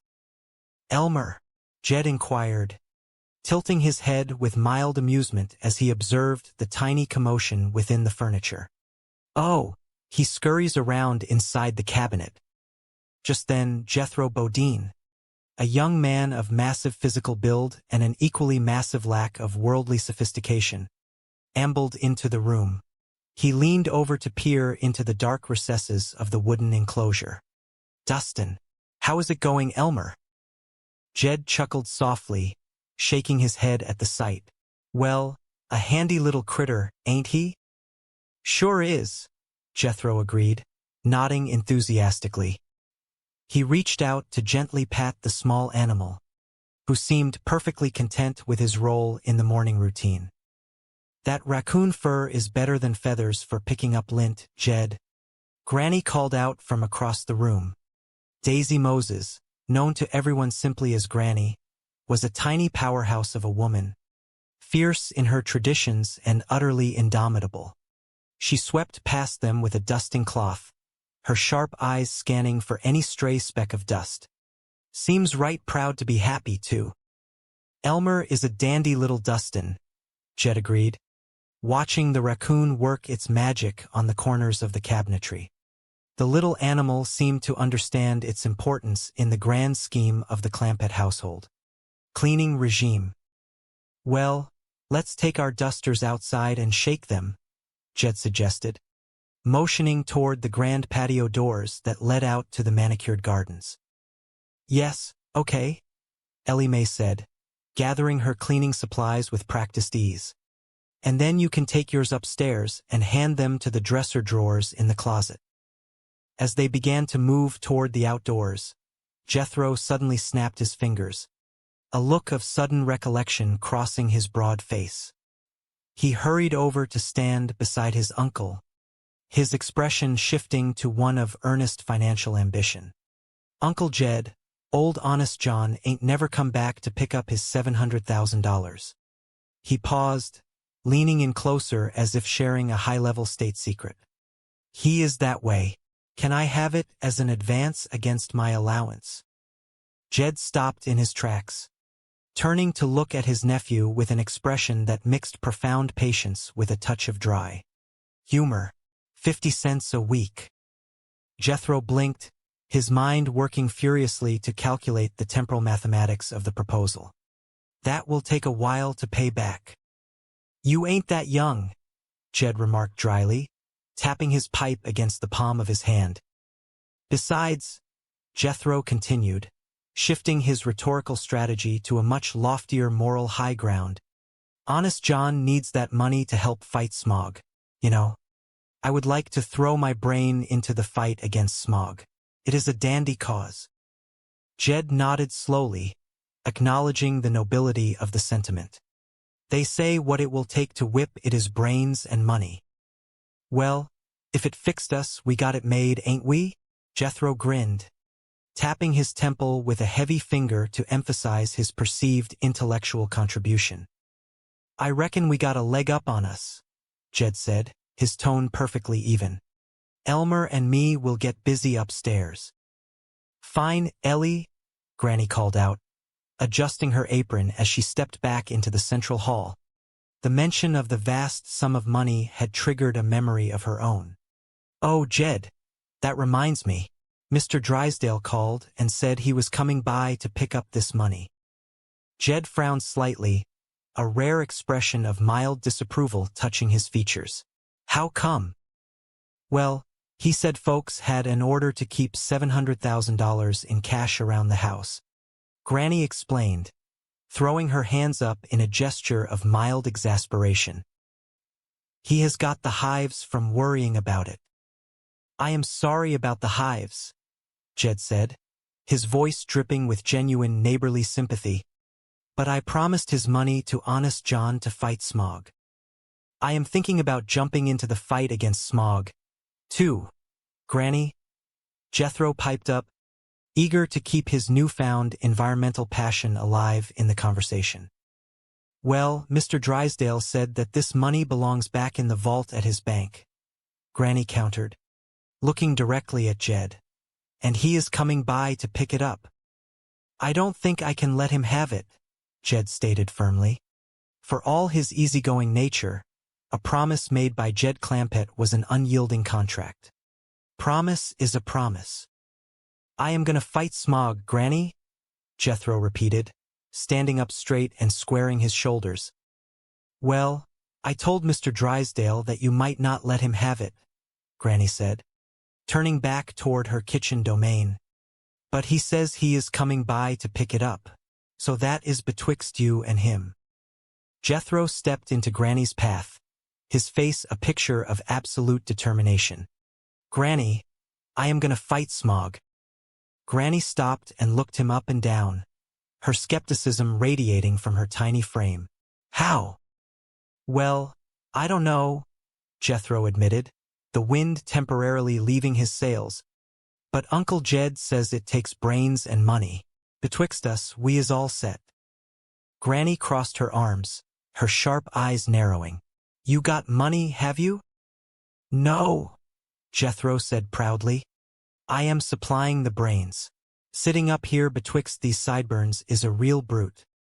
Granny let out a sharp, dismissive